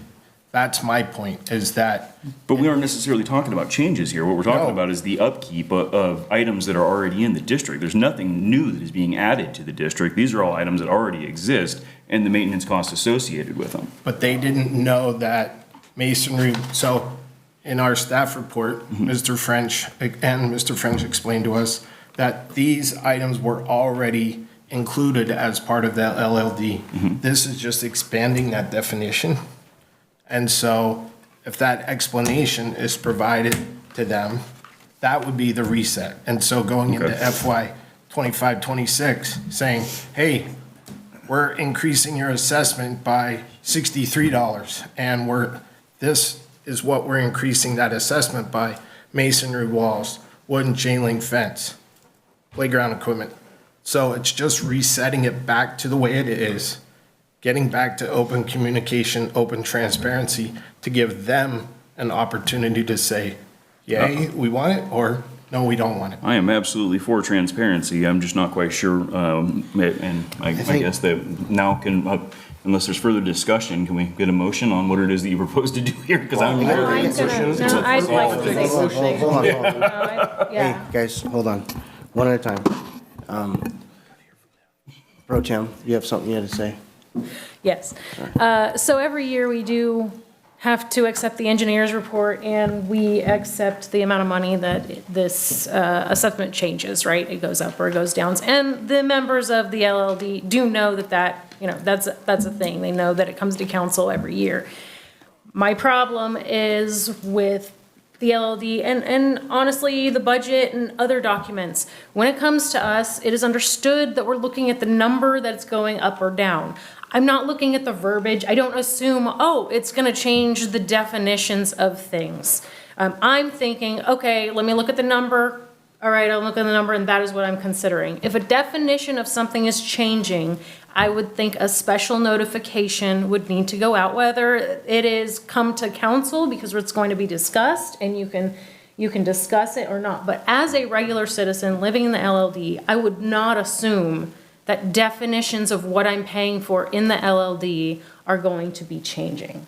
And so because of that, and because I support property owners' rights to know what they're paying for, I would want to notice if any definitions change in the LLD to go out to homeowners so that they know that that's not just the number that they have to comment on, but the definitions of what they're paying for.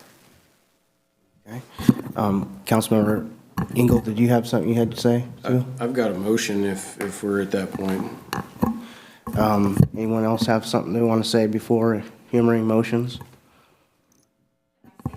I apologize, but you can't at this point. Councilmember Engel, what's your motion? Yep. In regards to the final engineer's report 24-25 for Bellaterra Estates, scroll back down here. I'm motioning that we maintain the added line items and assessment level. I would second that. Okay, all in favor, say aye. Aye. Aye. All against, say nay, or opposed, I should say nay. Nay. All right. We'll move on to the next council communications. Councilmember Kay. I don't have anything this evening. Thank you all very much for your participation in this and bringing your comments and concerns to us. Aside from that, we'll keep it short so we can get out of here. Councilmember Stroman. Just appreciate the lively discussion tonight. Appreciate the presentation on the possible fiber project. I will say, it's this body's job to represent the people, And I think that this body failed in that regard this evening. And quite frankly, we didn't do the right thing. We didn't promote transparency, but I was in the minority. But I voted not for the way I wanted, but for what I believed what the people wanted. So I appreciate everybody taking the time to come to the meeting tonight. And that's all I want to report. Councilmember Engel? I have no further communications. Pro Tem? Madam Sure, I Walker? have yeah.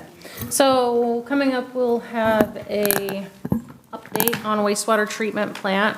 I am requesting that we take a look at, so what's going on with wastewater treatment plant is, this is for public knowledge, I guess.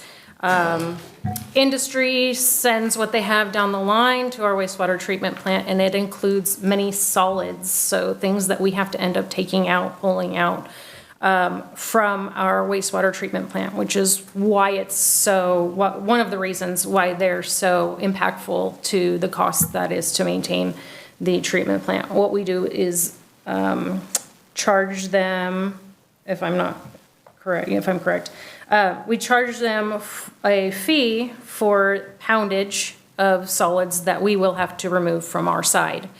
I would like to be able to take a look at the fees that we're currently paying, or we have them currently pay for the amount of solids that we're removing, and see if that should be adjusted at this point, and possibly incentivize them to go ahead and get it before it comes to our treatment plant and remove it on their own. Well, I mean, that's just an offshoot. I guess I just want to assess the amount we pay, or we have them pay for that. And besides that, lively discussion, everybody. So thanks for coming out tonight. I have not much to say tonight other than lively discussion. I appreciate you all putting your input in. A lot of things go into the decision-making process, so that's where we're at tonight. So let's go ahead and adjourn meeting.